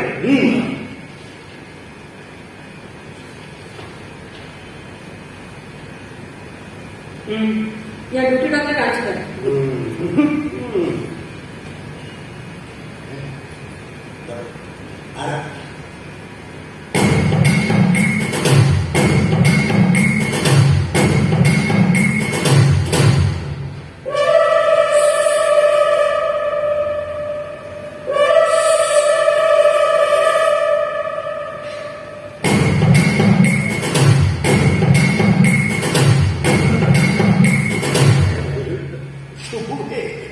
എടോ, പണ്ടൊക്കെ പോലീസുകാരുടെ അനുവാദം വാങ്ങാതെ കാത്തു നിൽക്കാതെ എപ്പോഴും കയറിച്ചില്ല. പക്ഷെ ഇപ്പോ ഉള്ളോളം പോകുന്നൊരു പെണ്ണിനെ പേടിക്കണം. പിന്നെ ഡോക്ടറുടെ അനുവാദം വാങ്ങണം. കുന്തം വേണം, കുടച്ചക്രം വേണം. ഇപ്പോ ഒരു മൊമെന്റ് വന്നു ഇങ്ങനെ കണ്ടുപിടിക്കുന്നത് കാലം മാറി സാറാണ്. എല്ലാവർക്കും നിയമങ്ങൾ അറിയാം. നിങ്ങളുടെ കയ്യിൽ പൂത്ത പണമുള്ളതുകൊണ്ട് ഇതുപോലുള്ള മൾട്ടി സ്പെഷ്യാലിറ്റി ആശുപത്രിയിൽ നിന്ന് നിങ്ങളുടെ മകന്റെ ജീവൻ രക്ഷിക്കാം.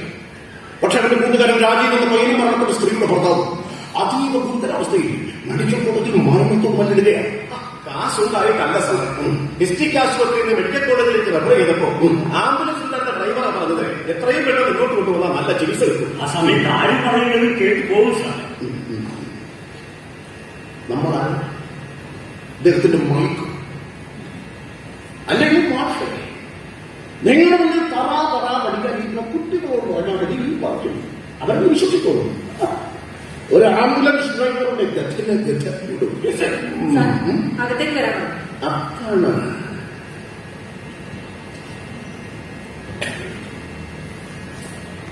പക്ഷേ എനിക്കത് പേടിയാവോ? ശിവമേ, നീ വീട്ടിലേക്ക് പോയിക്കോളൂ. നമ്മളെല്ലാവരും കൂടി ഇവിടെ നിൽക്കണ്ട. ഇതുപോലെ പലതും കാണാനും കേൾക്കേണ്ടിയും വരും. ആശ്വാസം. ഇല്ല, മോനെ കൊണ്ടല്ല വീട്ടിലേക്കില്ല. നീ ഞാനങ്ങ് പോയിക്കോ. അല്ല, ഞാൻ എന്താ പറഞ്ഞത്? എന്റെ മകനെ പോയിക്കോള.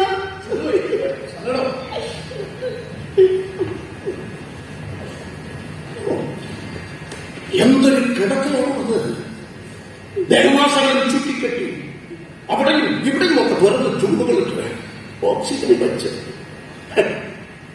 അഹങ്കാരം കാണിച്ച് ജീവിതം തുലഞ്ഞു കളഞ്ഞവർ ബോധം കിട്ടില്ല. പോയിട്ട് കിട്ടില്ല. ലൈസൻസ് വാങ്ങിയിട്ടില്ല കേട്ടോ. ലൈസൻസ് കിട്ടിയിട്ടില്ല സാർ. ലൈസൻസ് പോലും ഇല്ലാത്തവന് വണ്ടി എടുത്തുകൊണ്ട് താഴെ കൊല്ലാവും വിട്ടിട്ട് പിച്ചി പിച്ചി പിച്ചി പിച്ചി എന്താണ്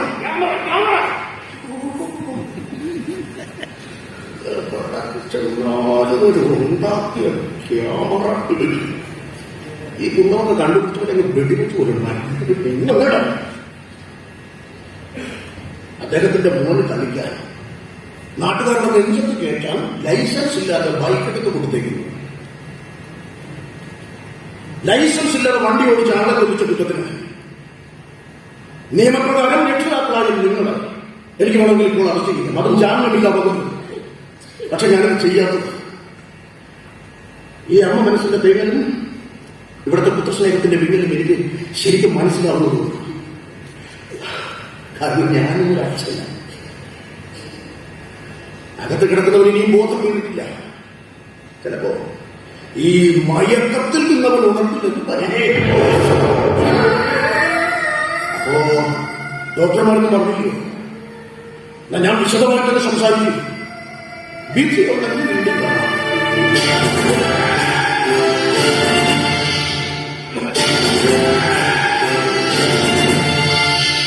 പക്ഷേ സീതമ്മയെ വീട്ടിലേക്ക് കൂട്ടിക്കൊണ്ടുപോവുക, സുജാതയുടെ വീട്ടിൽ മോളെയും കൂട്ടണം. മറ്റൊന്നും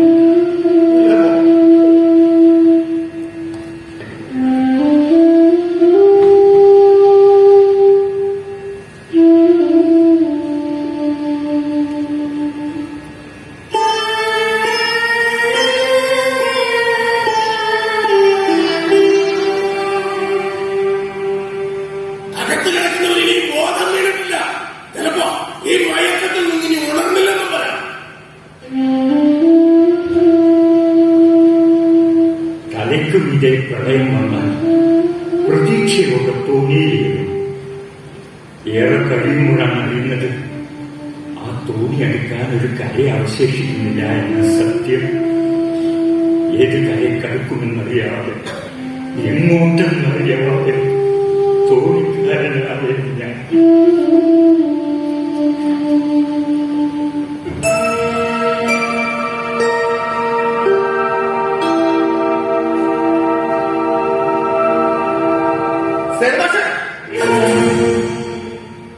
ചട്ടനല്ലേ ഗൾഫിൽ നിന്ന് എപ്പോഴെത്തി? എയർപോർട്ടിൽ നിന്ന് ഞാൻ നേരെ പോയിട്ട് മെഡിക്കൽ കോളേജിലേക്ക്. ഈ 3 ദിവസവും എന്റെ മകന്റെ ജീവൻ കാണാൻ എന്റെ സ്വപ്നങ്ങൾ പ്രതീക്ഷിക്കുന്ന ഭാഷയുടെ മോനെ കാണാൻ വന്നത്. അവനിതൊരു ബോധം ലഭിക്കില്ല ചന്ദ്ര. ചന്ദ്രന്റെ മോനെ എന്റെ പൊന്നുമോന്റെ ചേർന്ന എന്റെ ശരീരം പോസ്റ്റ്മോർട്ടത്തിനെ മോർച്ചറിയിലേക്ക് മാറ്റിയിട്ട് ബന്ധുക്കളെ കണ്ടുപിടിച്ച് വിചാരിക്കേണ്ടി വന്നത്. ചന്ദ്ര, അതെ, എന്റെ മകന്റെ മരണത്തിന് കാരണമായ നിങ്ങളുടെ മകന്റെ ജീവൻ എന്റെ മകന്റെ ജീവൻ എടുത്താൽ ചന്ദ്രന്റെ മകന്റെ ജീവൻ തിരിച്ചു കിട്ടുമെങ്കിൽ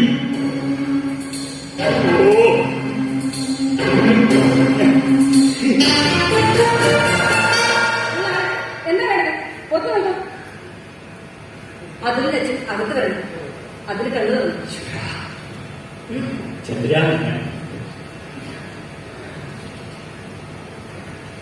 നിങ്ങളെ എന്താ വേണ്ടത്? പുറത്തു നിൽക്കാനല്ലേ പറഞ്ഞത്? Secretary, secretary.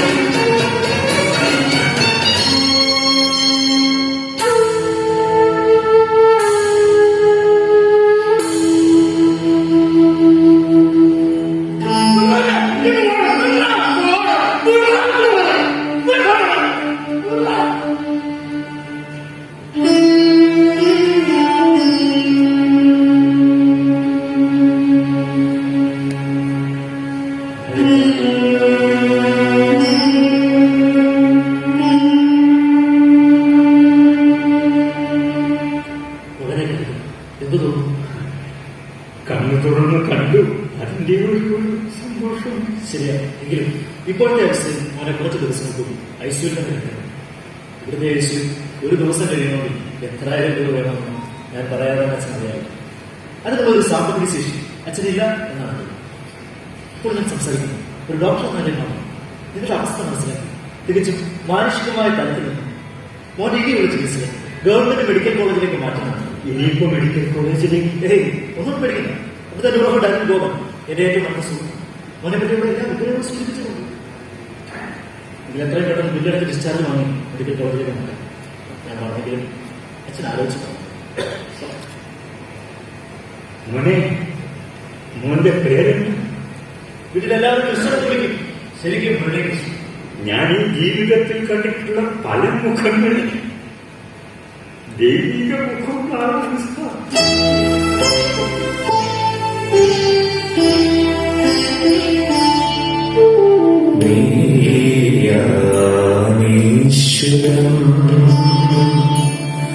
നിഴൽ മൂടും വഴികളിൽ നിലാവായണയുന്ന നേരിന്റെ പേരാണീശ്വരൻ. കടൽ ചുട്ടു നീറും മണലിൻ കൊടുങ്കാട്ടിൽ ഒട്ടിലത്തണലുണ്ടതിന് പേര് ഈശ്വരൻ.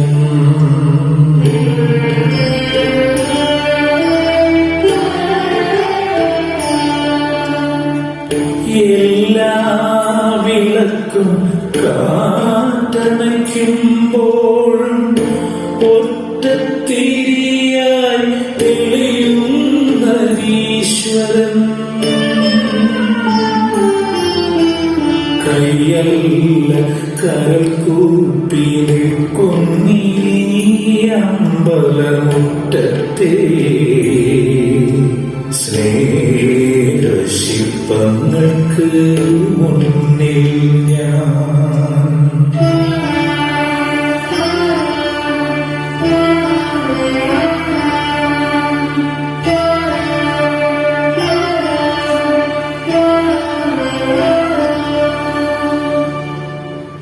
എടി ഭയങ്കരി, എന്നാലും നീ ആ പാവം സുന്ദരേശ്വരത്തോടെ ഒറ്റ തൊഴിൽ തളർത്തു വന്നല്ലോ. എന്നിട്ട് അതിന് പഴി എനിക്ക്. ഞാൻ അടക്കവും ഉറക്കവും ഇല്ലാതെ എന്ന് അറിഞ്ഞിട്ടാണ്. കുറുപ്പ് ഇത്രയൊക്കെ പറഞ്ഞിട്ട് ഒന്നും അറിയാത്ത പോലെ അവിടെ നിൽക്കുകയാണ്. കുറുപ്പ്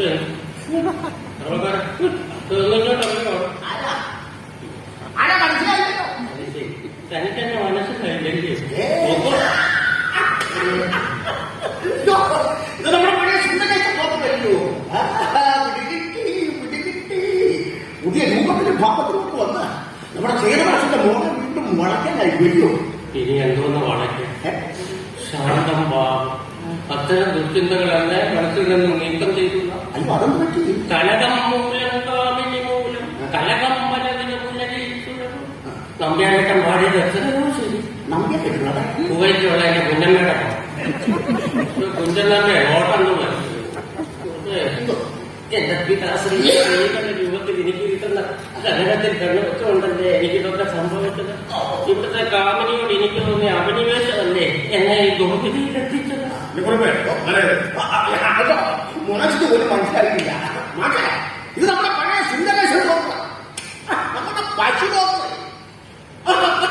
ഡോക്ടർ. ഇത്രയും കാലം എന്തായിരുന്നു? ഇംഗ്ലണ്ടിലായിരുന്നു പറവയുടെ പ്രാന്തം അവതരിപ്പിക്കും. ആശുപത്രിയിലായിരുന്നു പറമ്പയുടെ പ്രകടനം. ഈ കുറുമ്പിന്റെ അതിപ്രകടനം ഏറ്റുവാങ്ങാൻ ഞാൻ ഒന്നര വർഷം പോലെ ആശുപത്രി കിടക്കലാണ്. ഞാനോ അന്ന് ഡോക്ടറെ കാട്ടിക്കുന്നത്. ഞാൻ ആശുപത്രി കിടക്കുന്ന കണ്ടുകൊണ്ട് അപ്പൊ അവിടുന്ന് മുങ്ങിയ കാര്യമാണ്. പിന്നെ മുങ്ങുന്ന എത്ര ഇവിടെ അല്ല, ഈ പറയുന്നത് വേറെ എന്തെങ്കിലും ഉദ്ദേശമുണ്ടോ? ഇല്ല. കുറുമ്പ് എന്നോ നമ്മുടെ കറണ്ട് ഇൻഷുറൻസ് ഉണ്ടോ? അതൊക്കെ അറിഞ്ഞിട്ട് പറ്റില്ല. ഇൻഷുറൻസ് ഉള്ള വണ്ടി ഇടിച്ച് പൈപ്പ് കെട്ടി പ്രധാനപ്പെട്ട ശരീരഭാഗങ്ങൾ നഷ്ടപ്പെട്ട ക്ലെയിം കിട്ടും. കേവലം ഒരു പല്ലിന് കിട്ടും 2 ലക്ഷം രൂപ. അതിന് സാധ്യതയില്ല. കാരണം ഇത് പാരമ്പര്യമായി കിട്ടിയ നാടൻ പശുവാണ്. അതുകൊണ്ട് ഇൻഷുറൻസും ഇല്ല. ഈ മൃഗങ്ങളാക്രമിച്ച് ഇൻഷുറൻസ് കിട്ടിയ ചരിത്രം എന്റെ അറിവിൽ. അപ്പൊ ആ പ്രതീക്ഷയിൽ കാര്യങ്ങൾക്ക് എന്തായി? അവരിപ്പോ എല്ലാം നല്ല കണ്ണാടി കൊണ്ട് അഭിപ്രായ ഭാഷ സംശയമുണ്ടെങ്കിൽ ഭാഷ കേൾക്കാം. ആരാണ് ഭാഷയെക്കാരല്ല. അപ്പൊ അഭിയോ നമ്മുടെ മാഷിന്റെ മോനെ ഇങ്ങോട്ട് കൊണ്ടുവരുന്ന ദിവസം അഭിയോ നമ്മുടെ കൈത്തഴുത്തും മേൽവഴക്കവും ഉള്ള ഇവരെ നമ്മുടെ സേതു മാഷിന്റെ മോൻ അത് നല്ല അസല് കലാകാരനാണ്. ഇനി ഇവിടെ നിന്ന് ശരിയാണ്. നോക്കൂ, ഒറ്റ കാര്യം കൂടി കാവ്യോട് പറഞ്ഞിട്ട് കാണുമ്പോ കാവ്യേ ഇനി ഒരിക്കലും നീ എന്റെ മോൻ കാണില്ല കേട്ടോ. ഒരിക്കലും. Good night. വീണ്ടും വിളിക്കുക പദത്തിനടിപ്പിച്ച.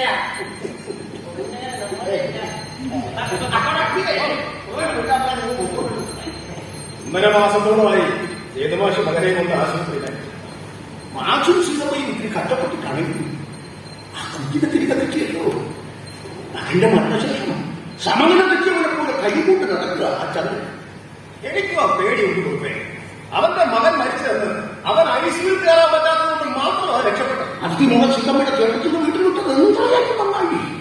അല്ലെങ്കിൽ ആ പാവം കുഞ്ഞിന്റെ മേലാവും അവന്റെ കഴിവ്. ഇതുവരെ 10 ലക്ഷം രൂപയ്ക്ക് മേലെയായി ചെലവ്. നീ എത്രയോ നീണ്ട കാലം മരുന്നും ചികിത്സയൊക്കെ ആയിട്ട് പാവം ശരിമാണ്.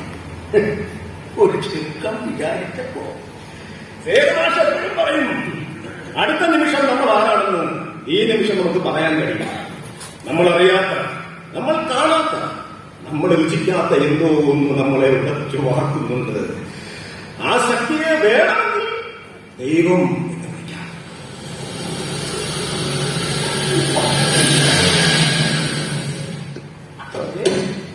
അവരൊക്കെ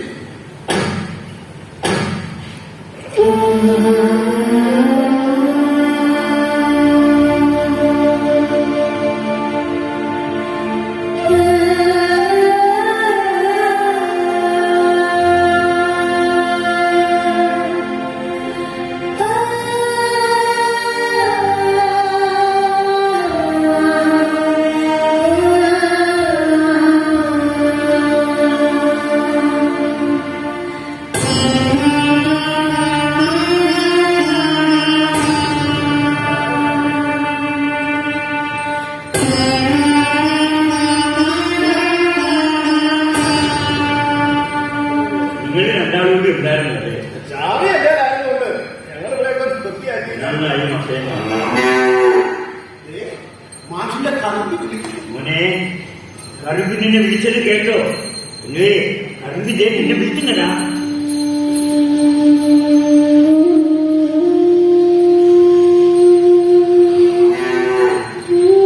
തവണ മുടക്കാതെ അടച്ചിട്ടും കമ്പൽസറി ലാപ്സ് ആയിപ്പോയ എന്റെ മെഗാ പോളിസിയാണ് പക്ഷേ.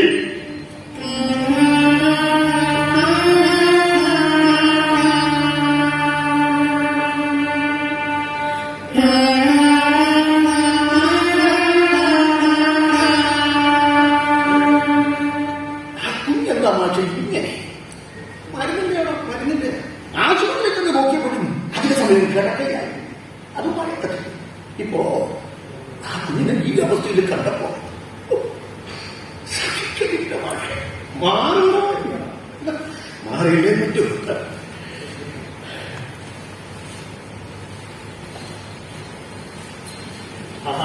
പോയില്ലേ? പോയി. ഞാൻ എന്റെ ജീവന്റെ കാര്യം ഉണ്ടായി മാഷെ. ആപ്ലിക്കേഷൻ കൊടുത്തു. 60 ദിവസത്തെ വികാസം. മാഷേ, അതിഥിമോട് ഞങ്ങൾ വന്ന വീടാണ്. ഇതൊന്ന് വിളിച്ചേക്കണേ. എന്താ പറമ്പി, സുഖാണോ നിനക്ക്?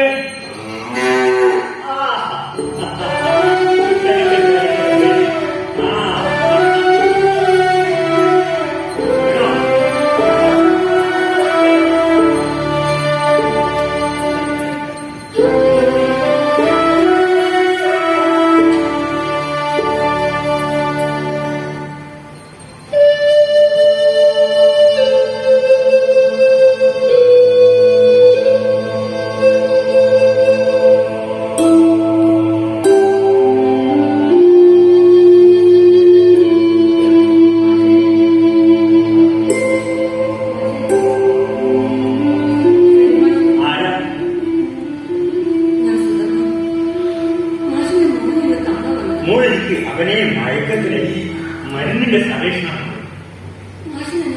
എന്റെ കുഞ്ഞെ പറയൂ. ഞാൻ എന്റെ മോനെ രാവിലെ ഉണ്ടാക്കി കൊടുത്ത കാപ്പി കഴിക്കാൻ എടുത്തു വെച്ചത് അതിനെ സമ്മതിക്കാതെ ആഹാരത്തിന് മുന്നിൽ നിന്ന് മാഷിന്റെ മുമ്പ് വട്ടിക്കൊണ്ടുപോയി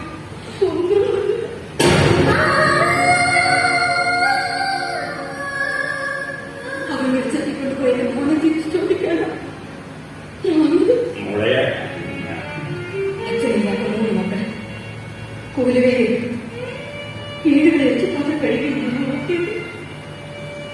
പഠിപ്പിക്കുന്നത് അവന്റെ കടൽ പെൺകുട്ടികൾ രാത്രിയിൽ പ്രതീക്ഷയുമായി എനിക്ക് അവനെ സ്നേഹിച്ചു. അവനെന്നെ സ്നേഹിച്ചു. മോളെ, എന്റെ മോനെ വേണ്ടി ഞാൻ എന്ത് പ്രായശ്ചിത്തമില്ല. എനിക്കിന്റെ മോന് വേണം. മാഷിന്റെ മോനെ വേണം. അച്ഛനുമാരുടെ മോനെ പറ. എനിക്കെന്റെ മോനെ വേണം. മോള് തന്നെ നമ്മളോട് ചോദിച്ചു. ഞാൻ അവനെ ഉണർത്താം. മോള് വിളിക്കും. ഞാൻ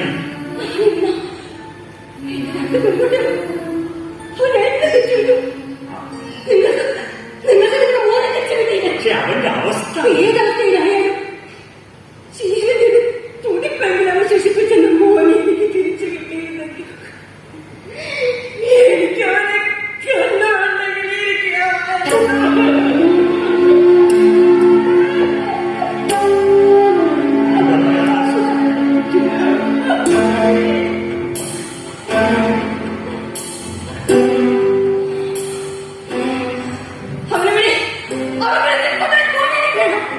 എനിക്ക് മോനെ എന്റെ പൊന്നുപോലെ എനിക്ക് വേണം എനിക്ക് മോനെ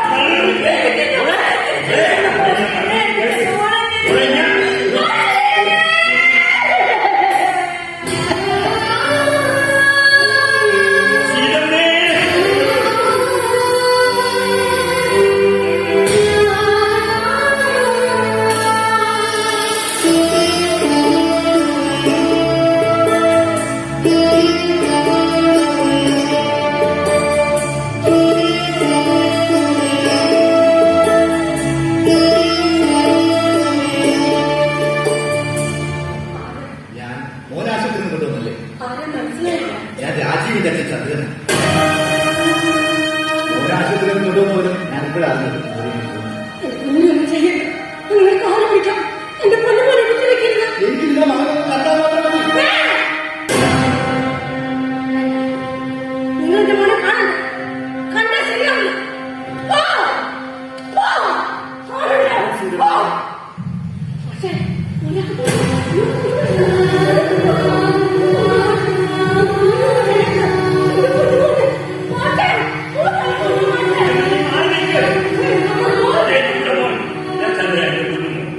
എന്റെ മോനെ കൊല്ലാൻ കാത്തിരിക്കുകയാണല്ലോ നീ.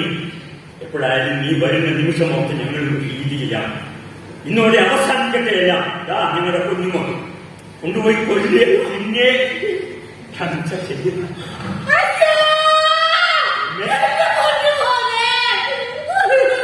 മോനെ എന്ന് മനസ്സിലായോ? ചന്ദ്രനാണ് ഞാൻ, നിന്റെ പ്രിയ കൂട്ടുകാരൻ രാജീവിന്റെ അച്ഛൻ.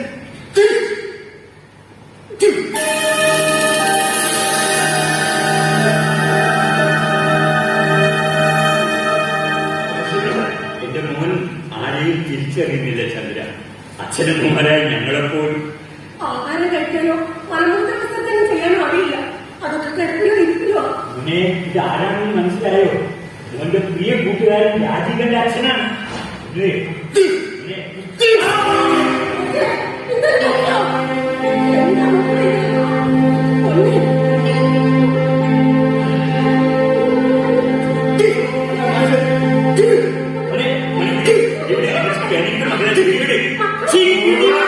പണ്ടാരം ചത്തങ്ങി ചത്തന്നെ ഉണ്ടാകും.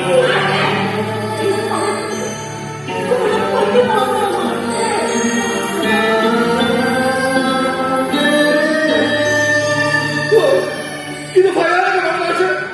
ഈ അവസ്ഥ എന്റെ പ്രവർത്തി കണ്ടിരിക്കാനില്ല. പിന്നെയാണോ ജന്മം കൊടുത്ത നിങ്ങൾക്ക്? വയ്യ മാഷെ, വയ്യ. ഇവരെയൊക്കെ നഷ്ടം നമ്മൾ എന്ത് കൊടുത്ത് നിരത്തും? എങ്ങനെയൊക്കെ ആശ്വസിപ്പിക്കും? കൊടുക്കാൻ നമ്മുടെ കയ്യിൽ എന്താ ഉള്ളത്? ഈ കുടുംബത്തിന്റെ അടിത്തറ ഇടവിയില്ലേ? എത്ര ലക്ഷമാ ബാധ്യതകൾ? 10 മാസത്തിന് മാത്രം കൊടുക്കാനുണ്ട് 10 ലക്ഷത്തിലധികം. എന്തൊക്കെ നഷ്ടപ്പെട്ടാലും നമ്മുടെ പൊന്നുമോനെ പഴയത് പോലെ തിരിച്ചു കിട്ടിയാൽ മതിയായിരുന്നു.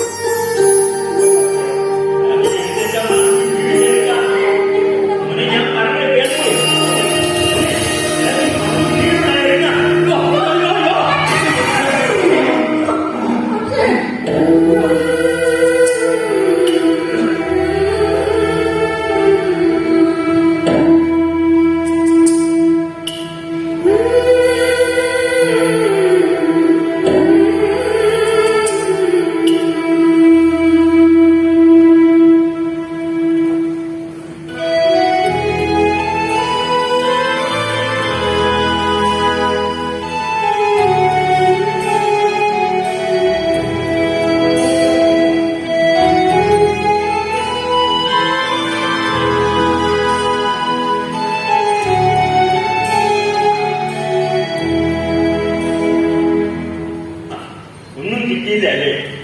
വെറുതെ അടി പിടിച്ച് ഞെക്കിയാൽ പാല് കിട്ടിയില്ലല്ലോ.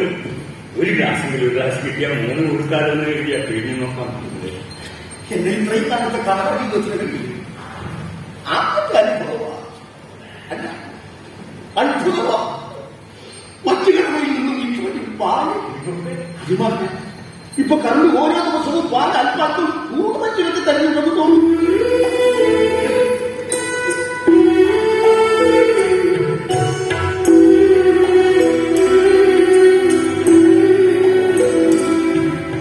മറ്റുള്ളവരുടെ സ്നേഹവും സഹതാപവും കൊണ്ട് നമ്മെ വീർപ്പുമുട്ടിക്കുമ്പോ കറുമ്പിൽ ഈ കുടുംബത്തിന്റെ അവസ്ഥ അറിഞ്ഞ് സഹായിക്കുകയാവാം.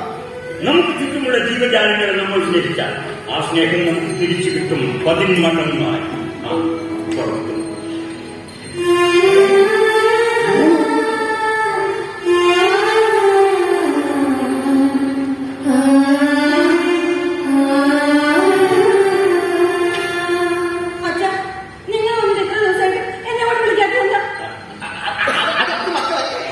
ഇവിടെ ചില പ്രശ്നങ്ങളൊക്കെ ഉണ്ടായിരുന്നു. നമ്മൾ അടുത്ത ശേഷം നിന്നെ വിളിക്കാൻ മതിയെന്ന് ഞങ്ങളൊക്കെ പറഞ്ഞു. എന്ത് പ്രശ്നം ഉണ്ടായി? അവൻ പറഞ്ഞ് ഞാനിവിടെ ഉണ്ടാക്കുന്നതല്ലേ? ഇതറിഞ്ഞത് തെറ്റി ചേച്ചാ. പിന്നെ തിരക്കാതിരിക്കോ? ഇത് പഠിക്കാൻ വേണ്ടിയാ വലിയ മേടത്തിൽ എന്നാ പറഞ്ഞിരിക്കുന്നത്. എത്ര ബഹളം ഉണ്ടാക്കാനാണെങ്കിലും അവൻ ഇന്ന് തിരക്കാതിരിക്കില്ല. പിന്നെ മോളെ, അവന് ഉറങ്ങുകയാണെങ്കിൽ ഉണർത്തരുത്. വെറുതെ പലതരമാണോ ഉറങ്ങാൻ?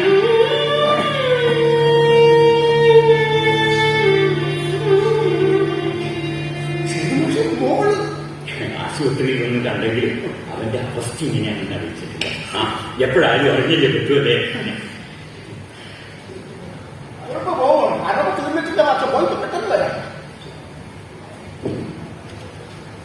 എന്തായി പറഞ്ഞു മാഷെ ഞാൻ പറഞ്ഞ കാര്യം? അല്ല, അതിന്റെ കിടപ്പാളം നിൽക്കുക എന്നൊക്കെ പറഞ്ഞ ഒന്നുകൂടെ അല്ലാതെ പിന്നിൽ മറ്റൊരു വഴിയുമില്ല. ഇപ്പോഴത്തെ ഈ ബാധ്യതകൾ, എന്റെ മകൻ കാരണം അനാഥമായ 3 കുടുംബങ്ങൾ. സീതമ്മയോട് ചോദിച്ചായിരുന്നു. ഞാനും സീതമ്മയും ഏറെ ആലോചിച്ചെടുത്ത തീരുമാനം. സേതു മാഷേ, എനിക്ക് തരാനുള്ള പണം തന്റെ കടത്തിൽ കൂട്ടി ഈ വീട് വിൽക്കല്ല. എന്നെങ്കിലും തന്റെ കയ്യിൽ കിട്ടുന്നെങ്കിൽ തന്നാ മതി. പിടിച്ചു നിൽക്കാൻ മറ്റൊരു മാർഗവുമില്ല. തന്നെയല്ല, ഇത്രയും ദുരന്തങ്ങൾ നടന്ന് ഈ സ്ഥലത്ത് നിന്നും മാറി നിൽക്കുന്നതും നല്ലതാണ്. എടുക്കാൻ ആളുണ്ട്. ഇവരെയും നമ്മൾ പറഞ്ഞതിന്റെ എങ്കിൽ എത്രയും പെട്ടെന്ന് കഴിയുമെങ്കിൽ ഇന്ന് തന്നെ. സോറി മാഷേ, സോറി. ആവശ്യക്കാരൻ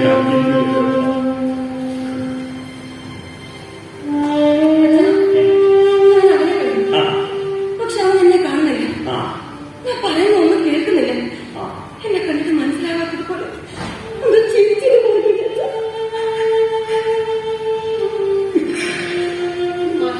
മോൻ അവരെ കൊടുക്കണ്ടേ? സിനിമ അത് ഇങ്ങോട്ടെടുത്തോളൂ. ഇവിടെ ആകുമ്പോ പുറം കാഴ്ചകൾ കാണാമല്ലോ. മോനിരിക്കെ ഞാൻ അവനെ കൊണ്ടുവരാം.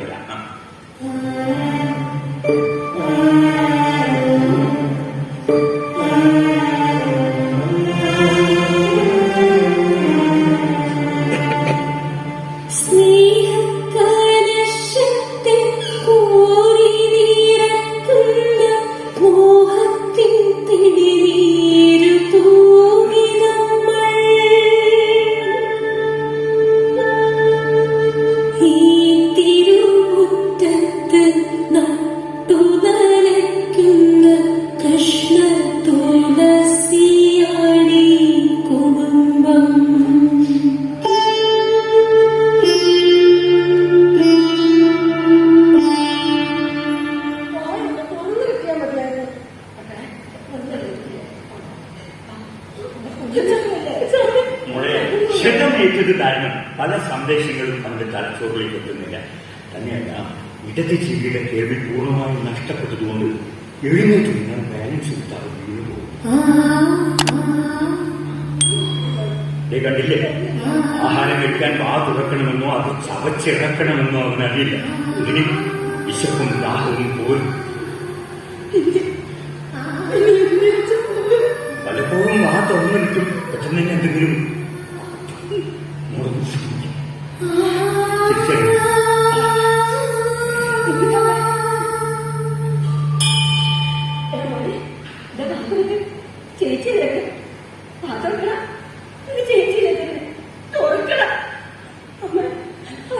നിർബന്ധിച്ച് കൊടുക്കും മക്കളെ. അങ്ങനെ തന്നെ കൊടുക്കുന്നേ. ചേച്ചിയുടെ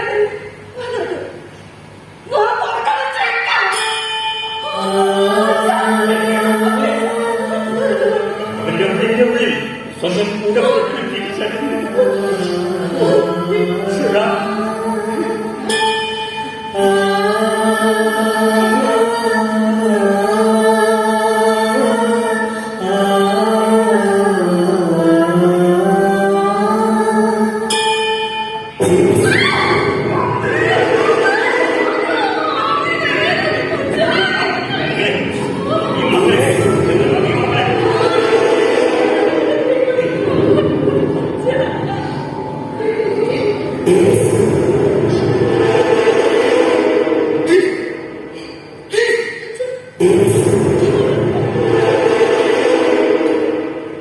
ഒന്നുമല്ല മോളെ, കേട്ടാൽ അരയ്ക്കുന്ന അത്രയും വൃത്തികെട്ട വാക്കുകളാണ് അവൻ പലപ്പോഴും പറയാറുള്ളത്. വെച്ച 7 മക്കളെ കേൾക്കാറുണ്ട്. വേഗം കൂടെ നല്ല രീതിയിൽ പാടുകളാണ്. എത്ര അറിയില്ല മോളെ, ഏറെക്കാലം കഴിയുമ്പോൾ ചിലപ്പോൾ ചില മാറ്റങ്ങൾ ഉണ്ടായേക്കാമെന്ന് മാത്രമാണ് ഡോക്ടർമാർ പറഞ്ഞത്.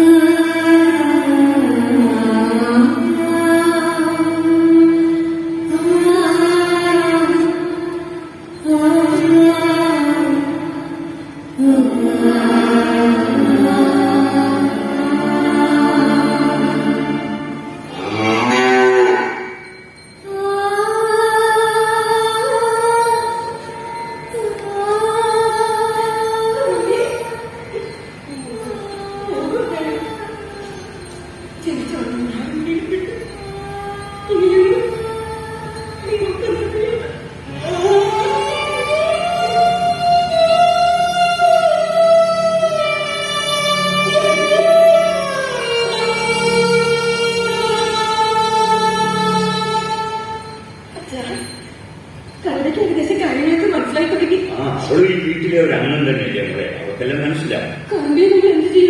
ഇപ്പോ വാടക വീട്ടിലേക്ക് അവളെ കൊണ്ടുപോകാനുള്ള സൗകര്യം നമ്മളെ. കുറിപ്പെത്തിയോ മുകളിൽ അടുത്തോണ്ട് ഒരു സമയം മനസ്സിലായി. അതെ കുറിപ്പെ, ഇപ്പൊ മനസ്സിന് എന്തോ നല്ലൊരു ആശ്വാസം തോന്നുന്നു. എന്റെ മകൻ അറിഞ്ഞോ അറിയാതെയോ ചെയ്തു പോയിട്ടെങ്കിലും എന്നാൽ കഴിയുന്ന പരിഹാരം. വീട് വിറ്റ് കിട്ടിയതിൽ കടം തീർത്ത് ബാക്കിയുണ്ടായിരുന്ന 24 ലക്ഷം രൂപയിൽ 8 ലക്ഷം രൂപ വീതം ഓരോ കുടുംബങ്ങൾക്കും. ഒരിക്കലും ജീവന്റെ വിലയല്ല, പിന്നെ എന്റെ ഒരു സമാധാനത്തില്. നീ 2 വർഷത്തെ സർവീസ് കൂടി ഉണ്ടാവും, വേണ്ടെന്ന് വെച്ചു. മോനെ നോക്കാൻ ശീലമിക്ക് മാത്രം കഴിയില്ല. മക്കളെക്കാൾ വലുതല്ലല്ലോ നമുക്ക് മറ്റൊന്നും.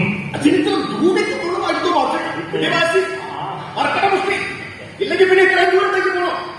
ഞാൻ ഒറ്റയ്ക്കില്ലേ, അങ്ങോട്ട് പോകുന്നുണ്ടായിരുന്നു.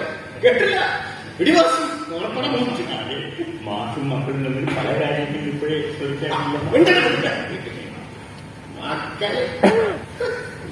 ഞാൻ ചത്തോ ജീവിച്ചിരിപ്പുണ്ടോ നോക്കാത്ത മക്കളിപ്പോ പുതിയ ആവശ്യങ്ങളുമായിട്ട് വന്നിരിക്കുക.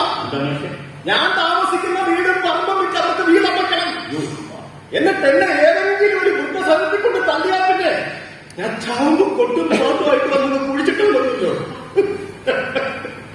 ജനിപ്പിച്ച് വളർത്തിയത് ഇതിലും വലിയ സമ്മാനം തരാൻ മക്കൾക്കല്ലാതെ മറ്റാർക്ക് കഴിയില്ലല്ലോ.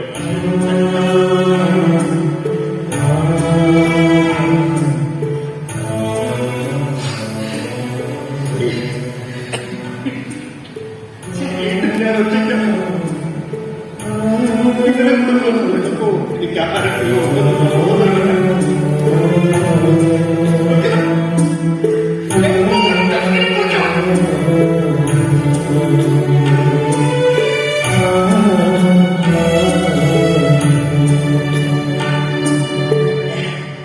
ഞാനൊരു കറവക്കാരനാണ്. നിങ്ങളെപ്പോലൊക്കെ ആളുകൾ കുലമൊക്കെ വരുന്നില്ല, എനിക്കില്ല. വിട്ടൻ ഈ പറഞ്ഞതൊക്കെ ഞങ്ങൾ തൊട്ടൊന്ന് കണ്ണുറക്കണം. പറഞ്ഞാൽ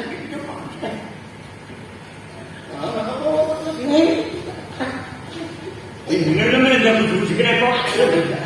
ഈ ഉണ്ണിക്കുറുപ്പിന്റെ മകൻ കണ്ണപ്പനെ കൊണ്ടുവന്നു ഉണ്ണിക്കുറുപ്പേ അഖിമാഷ് പറഞ്ഞത് ഇഷ്ടപ്പെട്ടില്ല. അതൊന്നും പറഞ്ഞേക്ക്. ഈ മാഷൊന്നും പറഞ്ഞിട്ടില്ല, ആ മാഷൊന്നും കേട്ടിട്ടുമില്ല. ഞാൻ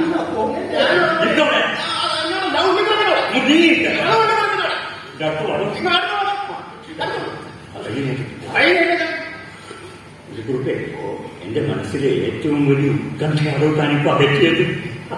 ഞങ്ങൾക്ക് എല്ലാവർക്കും ഇഷ്ടമാണല്ലോ ഈ ബന്ധം. 3 വർഷം ഇഷ്ടമാണ്.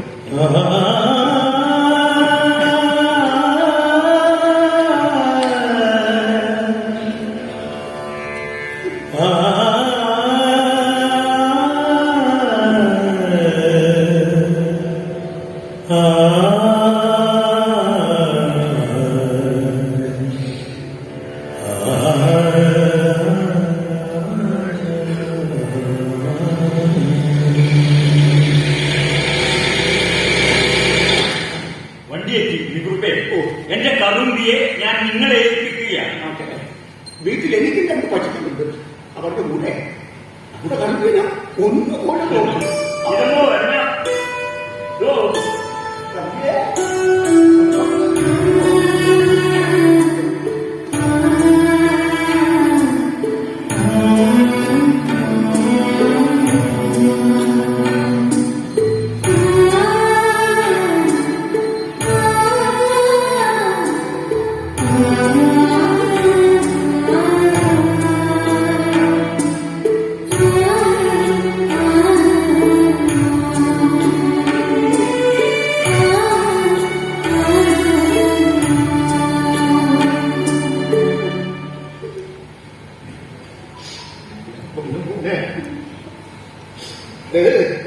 സേതുമാഷന്റെ കടം വീട്ടിയ 10 ലക്ഷം രൂപയുടെ ചെക്ക കടവ് വീട്ടി മാഷങ്ങ് പോവാ. വേണ്ടാന്ന് എത്ര പറഞ്ഞിട്ടും കേട്ടില്ല. എന്റെ മോൻ തരുവോ? ഇത് താൻ തിരിച്ചു തരാൻ നോക്കിയാൽ ബാക്കി മാപ്പിളെ തനിക്കുമെന്നാണ്. ഞാൻ പോരോ മാപ്പിളെ. അന്ന് ആശുപത്രിയിൽ വെച്ച് ദൈവത്തിന്റെ മുഖമുള്ളൊരു ഡോക്ടർ ഞാൻ കണ്ടു എന്ന് പറഞ്ഞില്ലേ. ഇപ്പൊ ഞാൻ കാണുന്നത് ദൈവത്തിന് എന്റെ വർക്കിമാഷിന്റെ മുഖമാ. ദൈവമുഖം.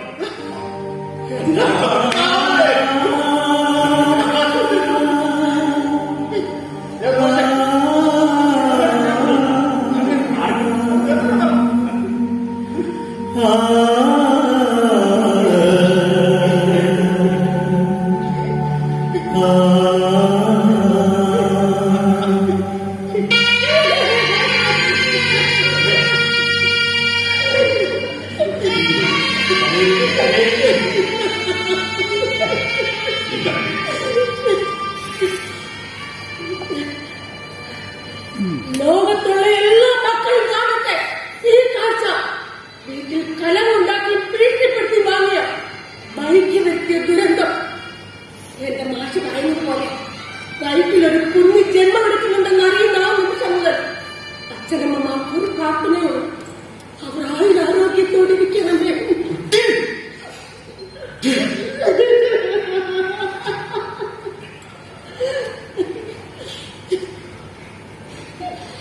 ആരോടും യാത്ര ചോദിക്കുന്നില്ല. ഇറങ്ങുകയാണ്.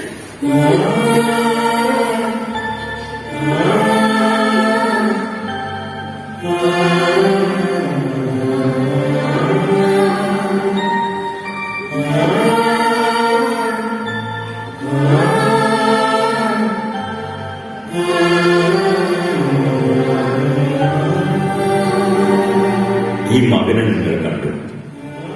പെറ്റമ്മയെ പോലും തിരിച്ചറിയാനാവാതെ ഓർമ്മകൾ നഷ്ടപ്പെട്ട് വീടിന്റെ അകത്തളങ്ങളിൽ മരണം വരെ ഒരു ജീവച്ഛവമായി തീരാതിരിക്കാൻ എന്റെ പ്രിയ മക്കളെ, തിരക്കേറിയ ജീവിതയാത്രയിലെ മരണപ്പാച്ചിലുകൾക്കിടയിൽ ഒന്ന് ഓർക്കണേ മക്കളെ. എല്ലാം നഷ്ടപ്പെട്ട സേതുമാഷിന്റെയും കുടുംബത്തിന്റെയും ജീവിതം വിശപ്പും ദാഹവും അറിയാതെ, സ്വന്തം പേര് പോലും അറിയാതെ ഒറ്റക്കാകല്ലേ മക്കളെ. ഞങ്ങളെ ഒറ്റക്കാക്കല്ലേ. വിടരും മുമ്പേ ഒഴിയല്ലേ മക്കളെ.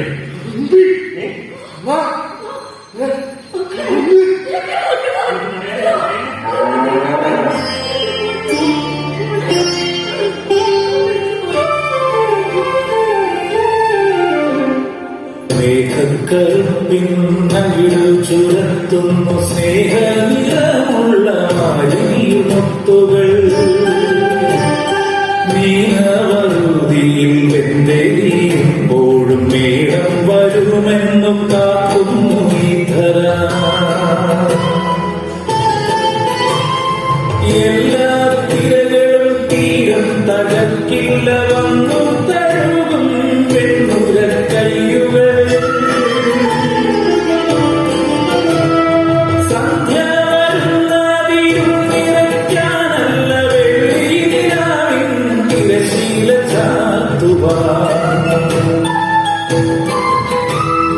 ഒറ്റക്കടൽ ഊതി ഊതി കൊടുത്തിടാൻ പ്രത്യാശമാലത്തിൻ